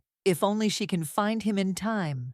Someone suddenly knocks on the door. In my opinion, there is not even one person there but several. Cries are heard, asking if everything is all right, but the maid says that Miss Fleta fainted during what was happening outside the door. Suzanne runs out, and now she is asking questions, while Luca asks if she is okay. The Duke is there, and he also looks worried. Thoughts full of doubts are in the air, but for some reason they come straight from the princess's palace. It's strange. The Duke almost broke down the door when he ran to the girl, and she just waves him off. It's not nice. The brunette got wet in the rain for this reason too, but he is glad that the girl is completely fine. The man was told that the heroine had been in the room for more than a day. No matter who called, she did not come out as if she had not heard. Just recently, an ominous energy began to ooze from the door. The lady does not believe it. She only looked through a few pages. Fleta is also okay. Now she woke up and Aishia is looking after her to make sure everything is okay. Luca understands that his sister is worried, but it's better not to rush forward to visit the baby. It's completely wrong. The lady does not understand what she has awakened and is worried. She asked if they told the emperor, but no, only the brother knows. From now on, if something happens, only Luca is allowed to speak. And father last of all, it is better not to disturb him. What happened earlier will seem unreal, but the man asks to tell no matter how it goes. They will definitely try to understand because they don't want the beauty to face all this alone. She deserves better. It turned out that the maiden still possesses evil powers, and perhaps this can be cancelled by improving the condition. Today's surge happened precisely because of the study of materials. That's true. While studying the information, Suzanne fell asleep, and a book she had never seen before appeared on the table. The pages were written about the basilisk. Perhaps this is already a higher level that exists. The heroine thought she had spent only 3 minutes there, but it turned out that half a day had passed in the dark. It would be better if the book were disposed of. The prince asks to look at it in person, but one must remain careful. The blonde runs into the office and looks worriedly at the table. There is nothing there, as if it had never been there. The publication, which initially did not exist, simply disappeared and then returned, which makes it even more surprising. Whoever the author is, he has incredible magic. Nothing more is known about it. It seems so. On the last page was written a name, the magician. Cadell. Obviously it was he who started all this. If this man planted the book, there was something to discuss, because he was the great sage of the kingdom. Long ago, a great sage was revered by the inhabitants of the kingdom, but he became interested in the wrong magic, and becoming a dark image, fled. Many people know this name, but for some reason they remember that these are just fairy tales that do not deserve attention. Everyone knows that the basis of magic is light, but black power originates from other objects. If the story is not just a fairy tale, then the basis of dark magic is precisely the darkness that originates from that world. Learning about Cadell and his powers could be a start to helping Fleta so they can figure out what to do. It may sound strange, but both today and before Suzanne saw realities, and these are not just fairy tales. Even if the probability is small, it is worth studying all the details. There is no chance of error. Shreken himself began the story, but studying magic with small sources is almost impossible. If a man says so, he will still participate. He is one of those who can be freely trusted. The brunette admits honestly that he came because he couldn't believe what his friend was saying on that balcony. After he learned that Fleta was not recognized as a princess, anger arose inside him towards the Arantos family. The words regarding the dark forces turned against Suzanne. Darian thought that she was the same as the others. It seems that now the hero thinks differently. Considering everything she said, he understands that Arantos cares about the baby more than anyone else. Even after going to the temple and all the materials, nothing changes the fact that the young man doubts his girlfriend. The brunette cannot say that he is ready to help 100%, but he knows that he has begun to trust with his soul. The young man sincerely cares about the girl. It would be hard to believe that she has the powers that can destroy the world. The lady had not prepared for the conversation that day, but she told the story because she thought she would be believed. Now the situation has at least changed a little. and this can be considered a relative victory. Even though the lady said it was a little dangerous, the man eventually saw evidence of dark magic. Of course, it is no longer difficult to believe in reality, so Cézanne should not undertake such difficult tasks alone. Seeing a bright splash of darkness near the princess's window, the Duke was seriously scared. The only way to protect the blonde is to trust her completely before doing so. There are no other options. The heroine was glad that at least someone was found who was completely ready to protect Fleta. But now she understood more. All this time the brunette was worried not only about his niece. He felt awkward. She is not such a fragile lady. If the young man is so worried, he is obliged to fulfill one request that she has. In the garden, 3 people are sitting at a table, and the interlocutor smiles, asking if the purpose of their dinner together was. It was enough to think up something strange the lady called to tell about what was happening in detail. When Fleta is next to the Duke, she feels much calmer, and in that case, they will be able to have a normal conversation. Liam helps the beauty serve food. They have already met him. He volunteered to accompany the princess. Because of the recent incident, the brother was very upset, so the Duke became his personal knight, and he agreed to this. In fact, personal accompaniment is a kind of initiative of the young man, who decided that there would be no problem with this. The prince said that the maiden's safety was in danger, and this was how everything was explained to people far from her. They are not that far from the palace, so Fleta asks to go play with Flora since she was free earlier. You can go and play, but you are not allowed to go too far. The little girl is happy that she is still allowed to leave. His Majesty and the Empress finally decided to take a walk after such a long time. If she likes it, then so does he.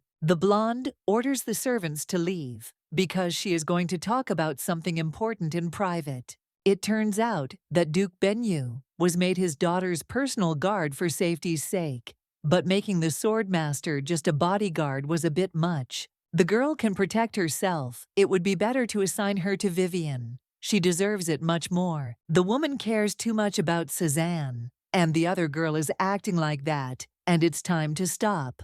The little girl likes Liam, so she asked to make him her personal bodyguard. There was no choice left. The queen asks not to worry. The blonde has long wanted a new knight. They simply gave her what she asked for. Vivian was rather offended that the youngest was taken care of faster than her, but that was nothing to be sad about. A rabbit, who had been rustling in the bushes before, runs forward and looks around cutely. The couple does not understand that the pet has forgotten itself in the garden. But then a girl comes forward, calling for Flora, who simply ran away. The woman's eyes reflect horror because her hair and eyes are very similar. She is ready to scream. Cézanne hurries behind, calling Fleta. She asked her not to go too far, but again she accidentally disobeyed. Mother screams even louder. All those rumors are true because her daughter is messing around with this girl who doesn't deserve attention. The girl asks the little girl to go to the Duke.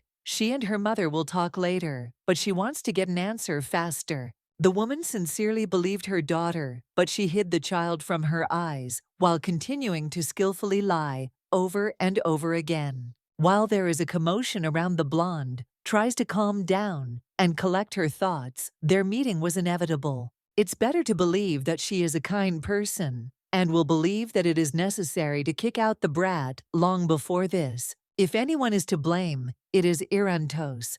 Before her, the girl says so because she knows nothing, but she herself opens a terrible door. Everyone hates their sister because of her eyes and hair, but it doesn't mean anything. Everyone thinks she's cursed just to get rid of them. Rumors like this don't give you the right to hate an innocent child. She deserves better. All this time, the emperor saw in her behavior only a manifestation of concern. But now he can no longer tolerate it. He orders her to return to the palace and not to see Fleta. The girl sincerely hoped that she would explain and they would understand everything. But now it was clear that the time had come to give up. Virgo never doubted that she was loved because she was cared for. But now she does not know if it was love for the forces of light. The question is on the tip of my tongue. If she had been born with dark powers, she would probably have been unloved too. Cézanne has no right to speak to her parents, like that she is the bearer of the righteous power of light, and is not like her. The princess promises that she will prove that the baby is just as ordinary, and then leaves. She met with the duke and the prince. They are not in the garden, and everyone heard, even if unintentionally. Strachan went to look for the two of them because he began to worry. The meeting was a bad time. The heroine asks for forgiveness for appearing in such a terrible state. The conversation was important, so there was no need to apologize, and it was time to return to the palace and finish talking there. She agrees, but doesn't know where Fleta is. They met near a clearing, but then she headed into the garden. The child is now all alone in a forest that she has never seen before, and in which there are many dangers. Flora is sitting on her hands when the girl comes forward to a beautiful stream. She does not understand where she is. Falling to the ground, the heroine cries. Everything happened because of her. She was asked not to leave, but she disobeyed. Maybe if the lady looked different, she would be loved more. A familiar voice is heard. Vivian appears before her. Half an hour before, a maid reported that the royal family would be walking in the garden. The father was still angry about what happened at the banquet. Prince Benyu also volunteered to become a knight in defense of Cézanne. He himself proposed it. The emperor did not say anything against it because the best swordmaster himself deigned to become the one who would protect the girl. It is impossible for the prince to join Cézanne. The duke is already chasing her like a tail, but anything else would be impudence. Everyone around is the same. They don't even think about Vivian and only run around Eratos Jr., praising her.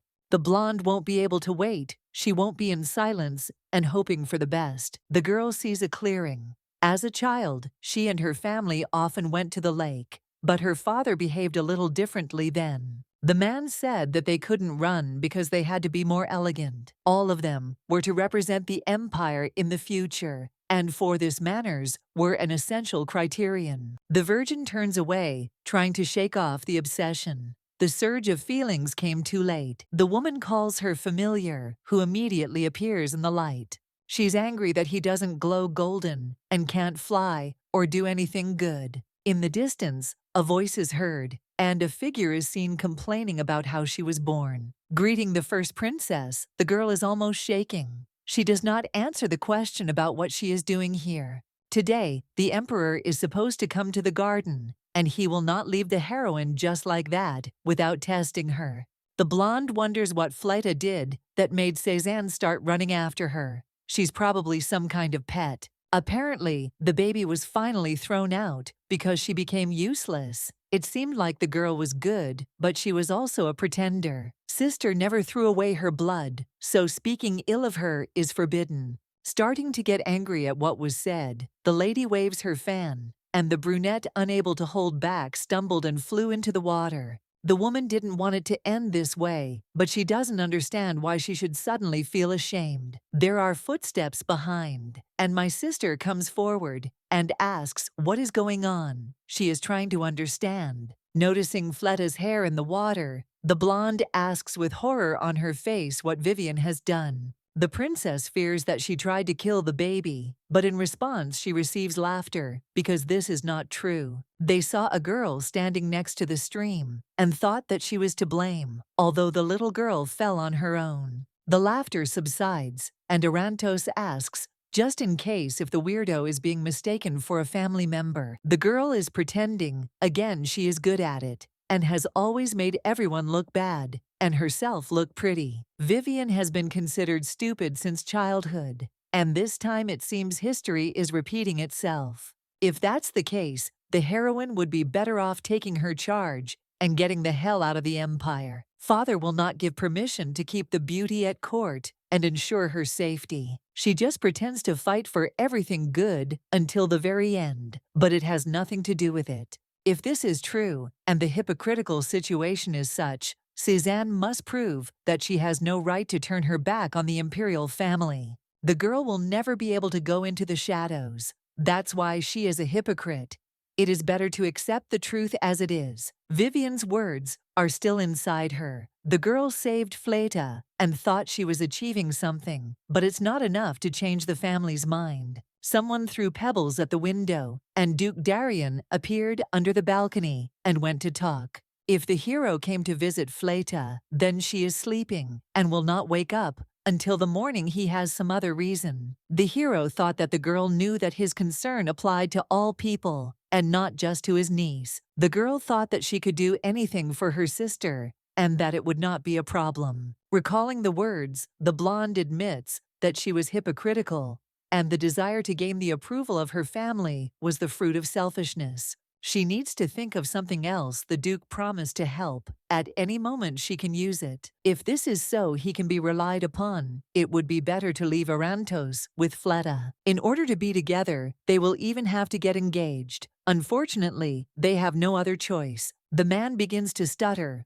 almost immediately. The fact is that the request is not offensive to him, but he does not know what to say. As you know, the likelihood that a child will leave the country alone is small because her father will follow her again. If they get engaged, the princess herself will have a reason to leave the empire with an official application. There is no need to worry too much. To put it simply, they are entering into a fictitious marriage. Vivian's words hurt my soul, but there is no need to decide to do this just because of this. There is no need to take everything to heart. From the very moment the lady saw her father's attitude towards Fleta, she understood that the whole family would behave this way. Everything fell into place. Perhaps the child will be treated badly in Arantos, but he cannot deprive the girl of her happiness and ruin her life. Family, home, power, and glory are in the empire. In giving up everything in this life, the brunette will not be an assistant. The hero also hopes that the beauty will be happy, but in this regard, he cannot speak on his own behalf. Sarakan is called the land of horrors. The climate, as well as customs, are usually very different. It's full of creatures that threaten people and can't be controlled. The man seems to think that it is better to refuse, even if this puts his niece in danger. Maybe to some extent, the beauty is truly fragile, but such words hurt a little because they don't seem true. The princess asked to follow her, and now they were in the knight's training area, where they had been before. Virgo is glad that people are worried about her, but thinking that she is weak is definitely not worth it. It is insulting. Firstly, the heroine will prove that she will never flinch before some pathetic monsters. Of course, she hopes that she will be the best. The young man plans to win, and if he does ask him to pretend that there was no offer. They agreed to a deal. If the girl wins, they will talk about the wedding again. It turned out that the blonde was very good with a sword and had no shortage of confidence. So the rumors about the young man were also true. He was the one who laid everyone down on the battlefield, without question. He won't give up just like that, because the deal is a bit interesting. He will have to go to the very end to achieve what is right. The techniques that the main character uses will not be enough to fight monsters, because reality and practice are very different. The father loves hunting, but the lady never imagined that she would ever need it, thanks to which she became a pro in her field. It's time to use the light. It will help defeat the enemy. He did not expect such a blow. It seems that the beauty has won, because the man ended up on the ground. His end had come. This is all unfair because the lady used force, but she never said that this wouldn't happen. In the end, it seems the girl was not going to dodge. Just like the young man. It was dangerous. The lady could get hurt. The girl asks for forgiveness. She thought that she could only be on the same level with him in this way. It may sound funny, but the blonde seemed to know that Sarakan would never hurt her. The situation could have been a little confusing, since the lady first asked and then arranged a duel. It was possible to overcome the impossible, only thanks to faith in the man he helped to do everything, as it should be. This is his merit. The girl realized that the Duke's concern was quite sincere. She was manipulating, asking if she was good enough for marriage. Light laughter echoes throughout, but Darien falls silent. He has lost this battle once and for all. There is a young man standing behind, who continues to think about something important throughout the entire journey. He cannot understand what is happening and how. The hero asks one last time whether the girl agrees to leave everything in the background just to get what she wants. The girl is stronger than she seems, but perhaps the man just thinks she is not good enough. It is unclear. The brunette wants confidence in something else.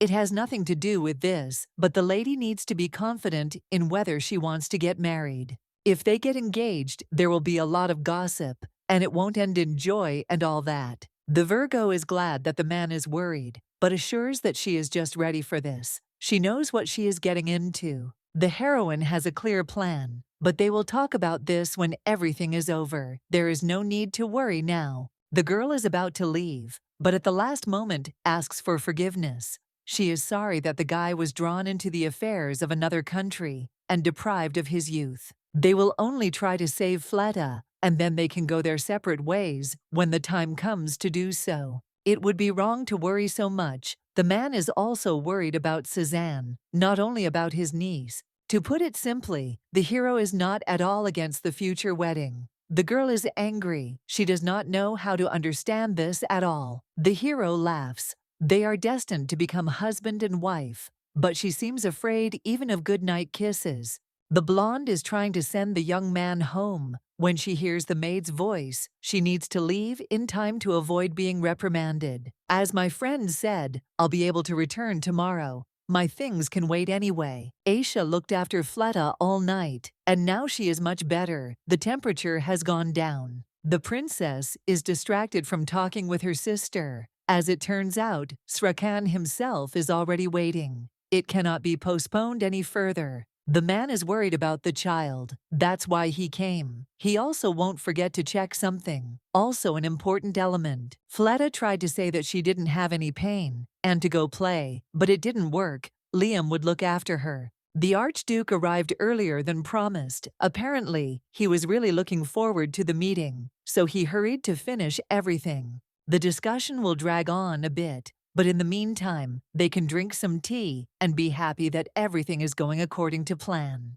The fact that they are breaking away will be a fictitious marriage. That is the most important thing. Even though the couple chose such an extreme measure for Fleta's sake, she still has no desire to belong to someone 100%. This could be true even for the hero, so he shouldn't think about anything. They will sign the contract. The sheet contains important points that will be relevant for both of them for several years. Of course, there are too many prohibitions that have nothing to do with true married life. The parties are not required to be a couple. The maiden wrote this condition, taking into account yesterday's sudden phrase about kissing. It seems that the girl is not particularly fond of the topic of goodnight kisses, and it goes without saying that she is not going to stick to it. Overall, the brunette is happy with everything. In 1 year, Fleta will calmly settle in Srakan and will be calm. The biggest problem now is the agreement of two large states.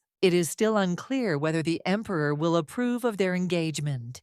He has every right to do nothing. The girl has a plan, even for this. She is ready to do something terrible, even after a good attitude towards her person. You need to choose a wedding date, even if everything will be done unofficially. It would be great to keep it as simple as possible, without any celebrations or festivities that would get in the way. They have a special occasion. Such a romantic event is more of a luxury. Before this, the girl wants to go to the island to show Fleta. The ocean time will also be allocated. The Duke will go with them. It will also take time, but he will be a good companion as a groom. The contract will be signed very soon. If the man doesn't like something, it's better to tell him about it in advance. The young man wants to know what to do if during the period of action, one party falls in love with the other. The girl laughs slightly. She doesn't understand what she can say to this. Of course, the heroine swears that she never even thought in such terms about the young man sitting in front of her. Most likely the brunette also sees the lady as something like a younger sister who does not interest him. I want to cry because for some reason, Suzanne decided that her future husband was disgusted by the idea of marrying her. For her, the most important factor is Fleta. If she worries and cares about someone else, it will not end well. The words are true. The young man will send a letter of engagement to the duchy. Perhaps representatives of Srakan will arrive soon. The journey there will take more than 2 weeks, but they cannot afford to wait that long. The sister has already arrived back and is asked about the conversation with the man. She does not give all the details. Nothing like that happened, so of course, that's the end of it. The little girl says that it seems like the man likes the heroine. The brunette thought so, because the young man cares a lot about his loved ones, which makes him different from everyone else. Srakan reminds me of the main character from the books she has already read. He only looks warmly at Cézanne. Fleta doesn't understand, but the man often comes for her sake, and not for her sister who doesn't attract him. Of course, a good relationship is nice, but the little girl wants to be next to the princess all the time. Even if there is more time with Darian, the two will never part ways. They are the most important thing for each other. The words only mean that the heroine loves the child much more than her future husband. Most likely, the girl loves Killian as much as Liam, and brother, with the sister on the top step. From the very morning, there was a commotion in Srakan. Everyone was dragging chests and gifts to the wedding. Turdor does not understand why someone who constantly refused everything suddenly changed his mind. It seems that fate itself brought the couple together. There is no way to resist. The girl grabs the orange. Serbian Kaola hears herself being yelled at for trying different wedding gifts. The Duke is still recovering from his killer nickname and needs some good times in his life. News about his marriage is much better than news about another campaign or war. We should rejoice and provide support. The situation is not so simple, since we are talking about the second princess of Arantos. Although the other ministers are ready to dance, Mrs. Shaman must consider whether the father will be happy sending his daughter somewhere to another country. To make matters worse, Cézanne is the pretender to the throne of the empire, and now she is about to leave. The gentleman is in some sense like a thief, because there haven't even been any official negotiations yet. If a couple is still in love and both want to be together, their future does not need to be present. The minister is frightened by Carl. The last time they saw each other, he seemed like an overly cold person. The man seems to do everything only according to his desires. He doesn't care at all about other people. Before the gentleman makes even more mistakes, we need to urgently send him a new person. In the morning, the falcon arrived. Creon was surprised because the bird looked like the one that is usually released from Srakan. Finally, news arrived from the duchy, of course. For the man, he will be returning soon. A letter has already been sent to Minister Tredoa, but a response is still awaited regarding the wedding and the sale. The adjutant was shocked after hearing this, but so was Mel. She didn't believe that the lady hadn't reported it. The palace will be filled with rumors if you speak too loudly, so it is worth thinking about how to proceed. The girl asks for forgiveness, but neither her brother nor the servants should know. The wedding must take place as quickly as possible. The maid is always nearby, so hiding the truth from her will be more difficult than from the others, and she will help prepare. The ceremony is tomorrow, and it will be as unnoticeable as possible. The groom will be the Duke. The woman has no right to judge the choice, because she is only a maid of honor. It is indeed quiet inside the room. The lady used to stay there, but now there is no point in thinking about it. Finally, the hero of the occasion appeared, wearing a beautiful sparkling snow-white dress. They go inside the estate, where the couple will take turns, swearing to uphold the terms of the contract, and each will recite the prepared prayers. The Duke himself wants to start first. He knows that he will set an example, and thus it will be much easier for them. Their future will definitely be full of joy and blessings. No one will stand in their way, that's for sure. The deal worked because the piece of paper lit up, and the man asked for Her Majesty's hand. On the beauty's finger is a ring with a blue diamond, a family heirloom of the Darien family that is passed down from generation to generation. The thing is too expensive and valuable for the princess to accept it, considering that she did not count on this. The ring is proof that Cézanne is Fleta's partner and protector. Despite everything, the man swears that as long as the treaty is in effect, she will remain part of the Duchy of Srakan. Even if it's just a moment, The lady is also glad that her partner is the hero himself, because for her, this is the most important thing. The lady's gift is not that expensive or deep in meaning, but the brooch still suits Darian's style very well. The girl would also like to discuss the issue of addressing her. Calling her princess would be uncomfortable given their marriage. The vows are over. It's time to head back so that no one suspects anything. The man steps forward. The most important thing is left for the very end, and this will have to be done so that both of them will feel good. Regardless of the country, a wedding kiss is the best way to seal your wedding vows. If they don't do anything, Cryon might start to suspect something, and that won't be a good start. It was supposed to happen only once, but then Fleta burst into the door and even fell. The baby is crying. She doesn't understand why she wasn't invited to the wedding, even though Mel told her what would happen. I want to scream because it turned out that they deliberately did not invite her, although they could have taken her with them. The princess is trying with all her might to justify herself. She did not want everything to turn out this way. Everyone gathered was incredibly happy that the child had come to meet them. They would have been sad if she had not shown up. So in the end, everyone stayed the same, and everyone remained happy. Mel told her how to get to this place,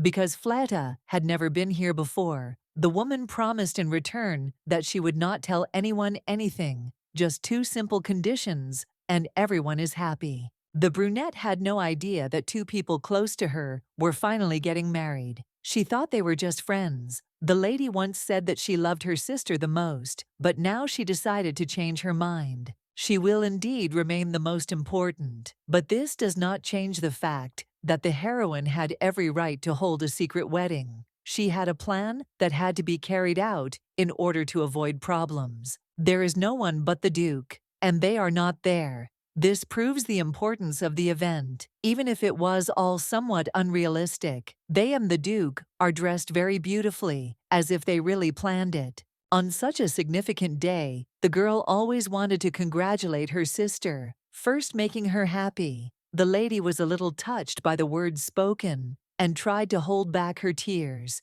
Darian promises that he will make Cézanne happy. They decide to agree on something, so that later there will be no unnecessary questions that arise out of nowhere. Both Fleta and Irantos will be happy, and most importantly, they will always be together. This scenario seems to be the most suitable. Even though everything went a little off plan due to the unexpected visit, the girl is glad that the contract signing ceremony ended well, and they did not have to suffer.